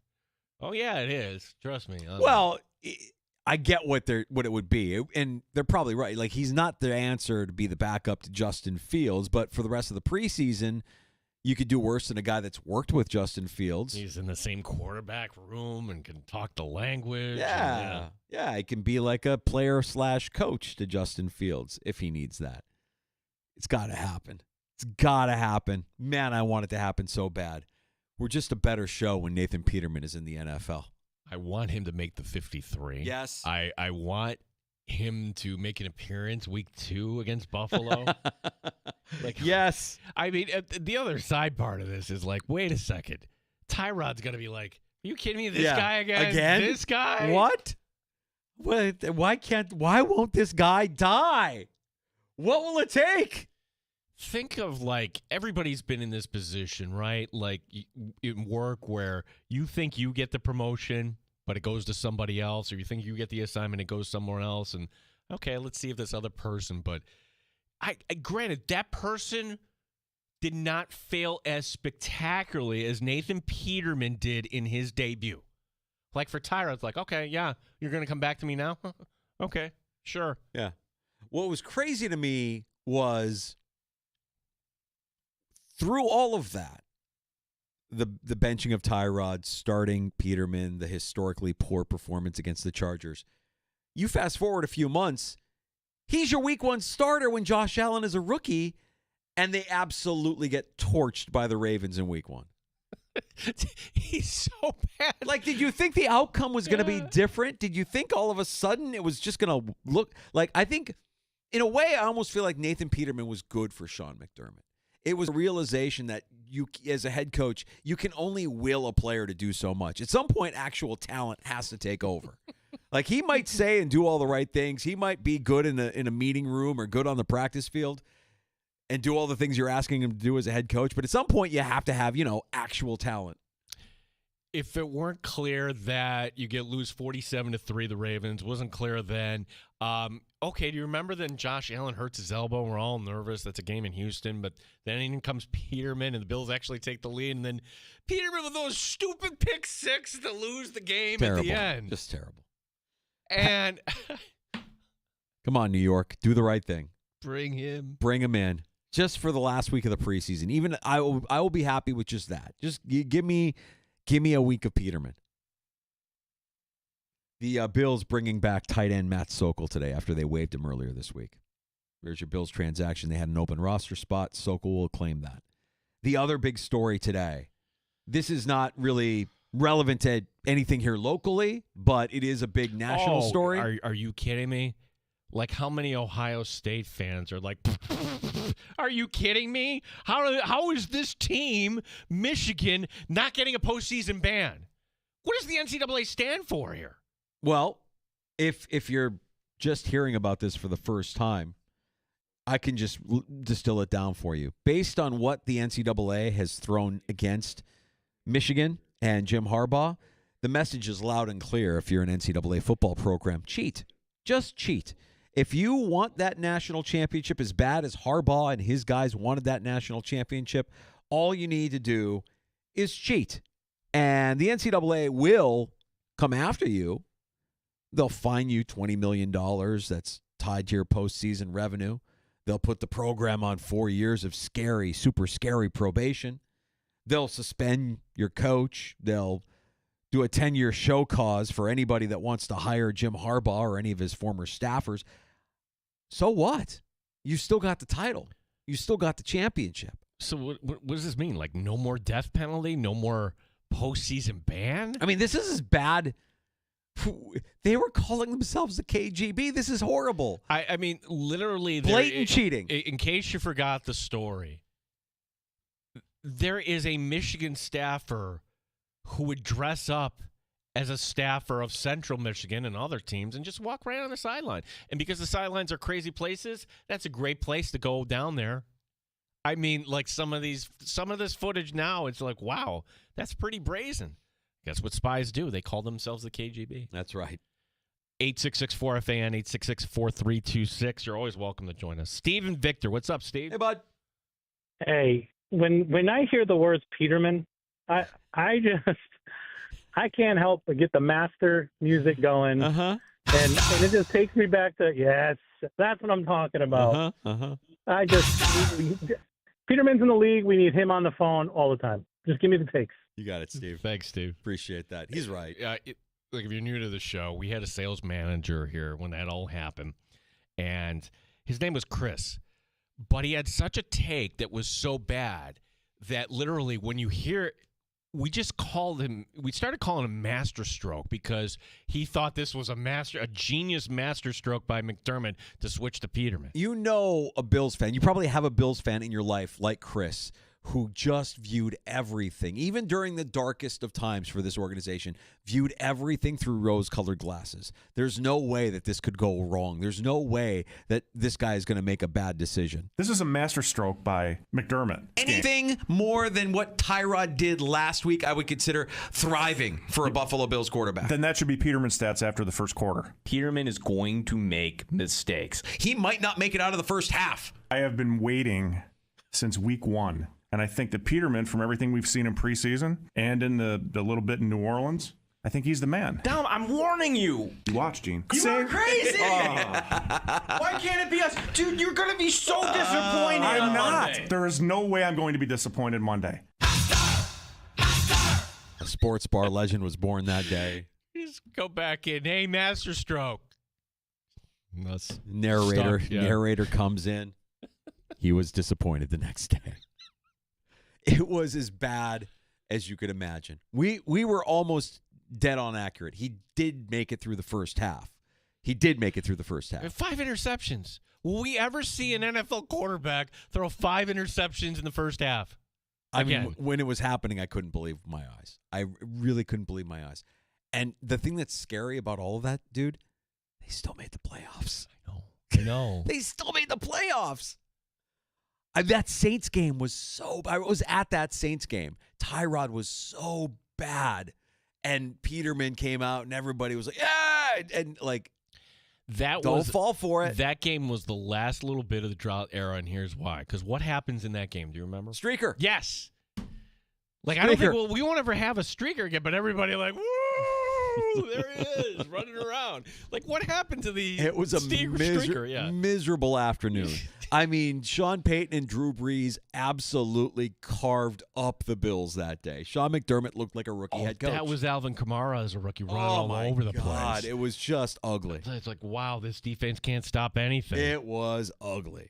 And then Peterman comes in, and everybody's like, "Yeah, that's the guy." It's a blowout loss, and that always cracked me up way back in the day. Like, the fireworks go off, and the flag guys are like, "Yeah, you're celebrating a touchdown when you're down 40-13. What are we doing?" Well done, guys. Yeah, and we're gonna start him the next day. And I'll always remember McDermott after the loss. I don't regret the decision. I regret the outcome, or something along those lines. That was the exact quote. Yeah, I just remember thinking to myself, wow, that was, and for whatever reason, the next year, when he was still on this roster, he's your week 1 starter. He won the training camp battle over Josh Allen. Can you imagine that in the world that we live in today? He won the training camp battle also over A.J. McCarron. A.J. McCarron, a guy who won a national championship. Nathan Peterman. Yeah, maybe don't invite him, Jets fans. You might be disappointed when he outplays Justin Fields at camp. Oh, that would be great, right? If he gets in the game. I don't even know who the Jets are playing. And then all of a sudden, we should be clear. They haven't made up their mind, Danger. Okay, yeah. I'm just willing it to happen. Has to happen. It's more fun when Peterman's in the league. All right, we got to get to a round of shots. Yeah, more details on this punishment from the NCAA. Such a joke. Yeah. NFL ratings are fantastic for the preseason. You know that. Former Buffalo Bill retiring will set you up for the weekend in baseball. And, again, another clue that baseball doesn't get it. This should be a primo matchup, but you're not going to see it on network TV anywhere. We've got those stories and more. You're listening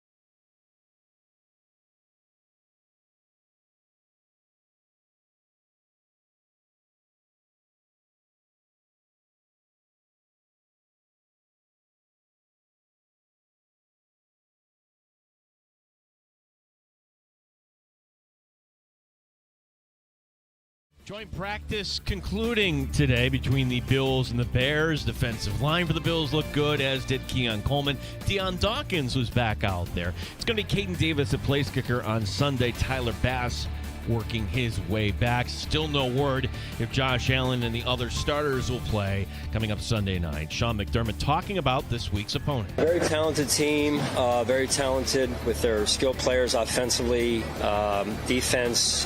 They've been, kind of stockpiling some of those players as well. So, again, this will be a good test for us, and we get a chance to see where we're at here as a football team.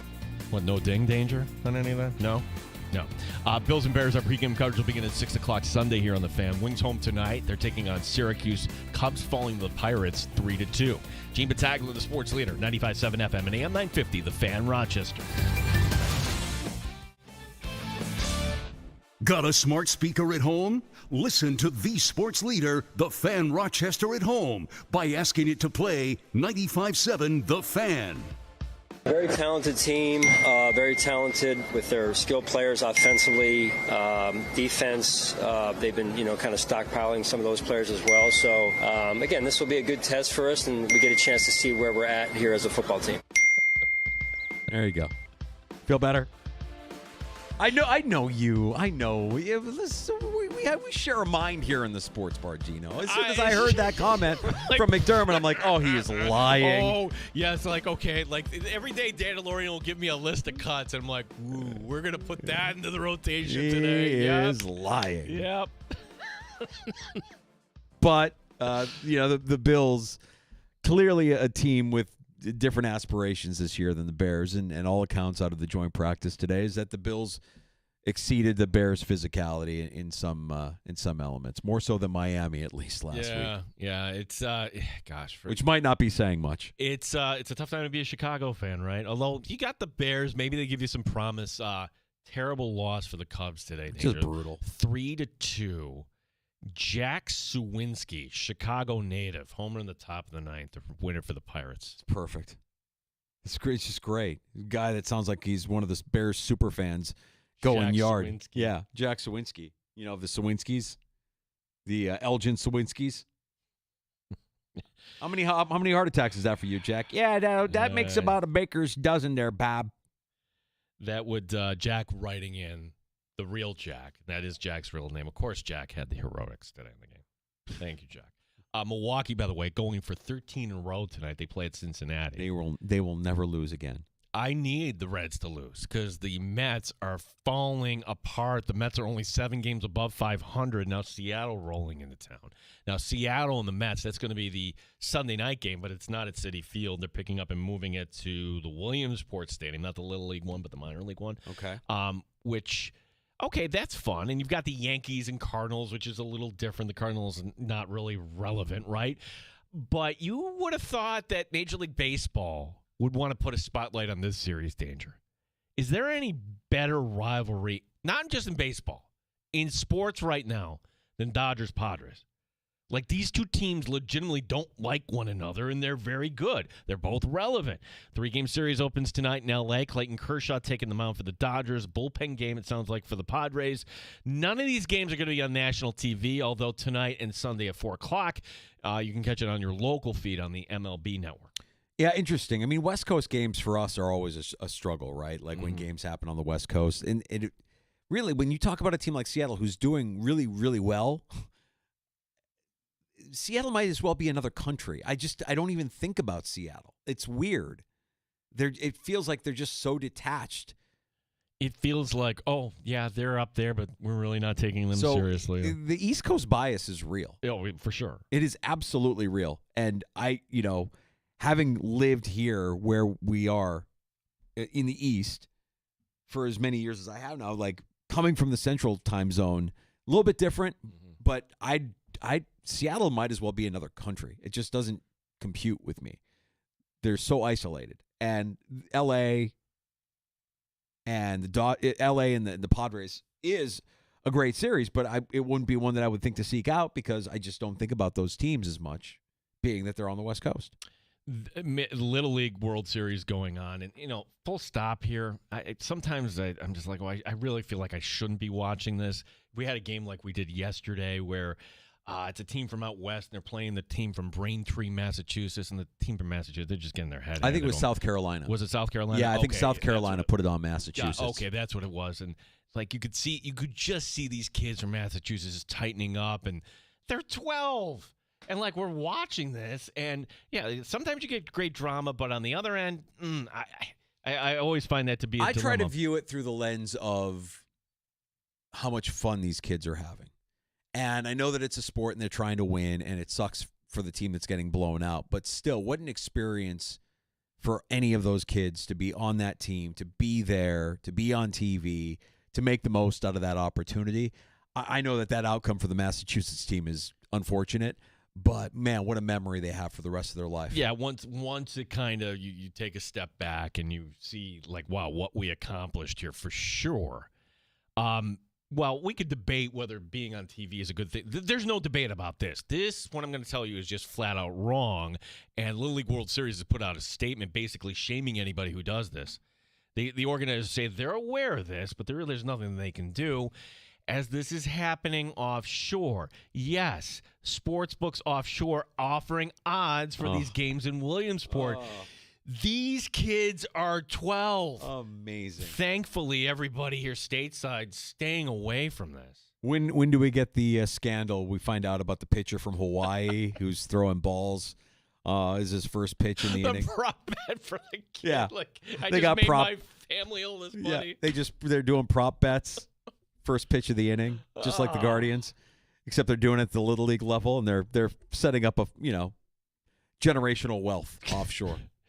Did you watch preseason football last week? Yes. You're not alone, Danger. Games on the NFL Network averaged 2.1 million viewers. That is a record. That's up 44% from the comparable weekend last year. Now, the curiosity surrounding Shedeur Sanders, that certainly helped. Now, by comparison, 2.1 million viewers for preseason football on average. On average, Sunday Night Baseball this year on ESPN has averaged 1.7 million. Jeez. Meaningless preseason games where the majority of the game is being played by guys who won't make the team. That's the shocking part, is that you would want to be there from the beginning, but okay, Shedeur's out. Like, aren't you flipping and going somewhere else? Like, no, there are people that are watching to the end. What's also this, like, what do you think the betting is for preseason? I don't get the sense it's a lot. I don't see there's chat or anything. So the idea that betting is what drives football, no, it's just, that's certainly a main thing, but I don't think that has anything to do with preseason football. We have a couple of games tonight. It looks like Tennessee and Atlanta, Kansas City in the aforementioned Seattle, taking on the Seahawks in the late game on NFL Network. Did you watch Chiefs Kingdom? No. Thank you. No, I'm not even adding that to the list. There is no list. That's a no. But that's a hard no. Absolutely not.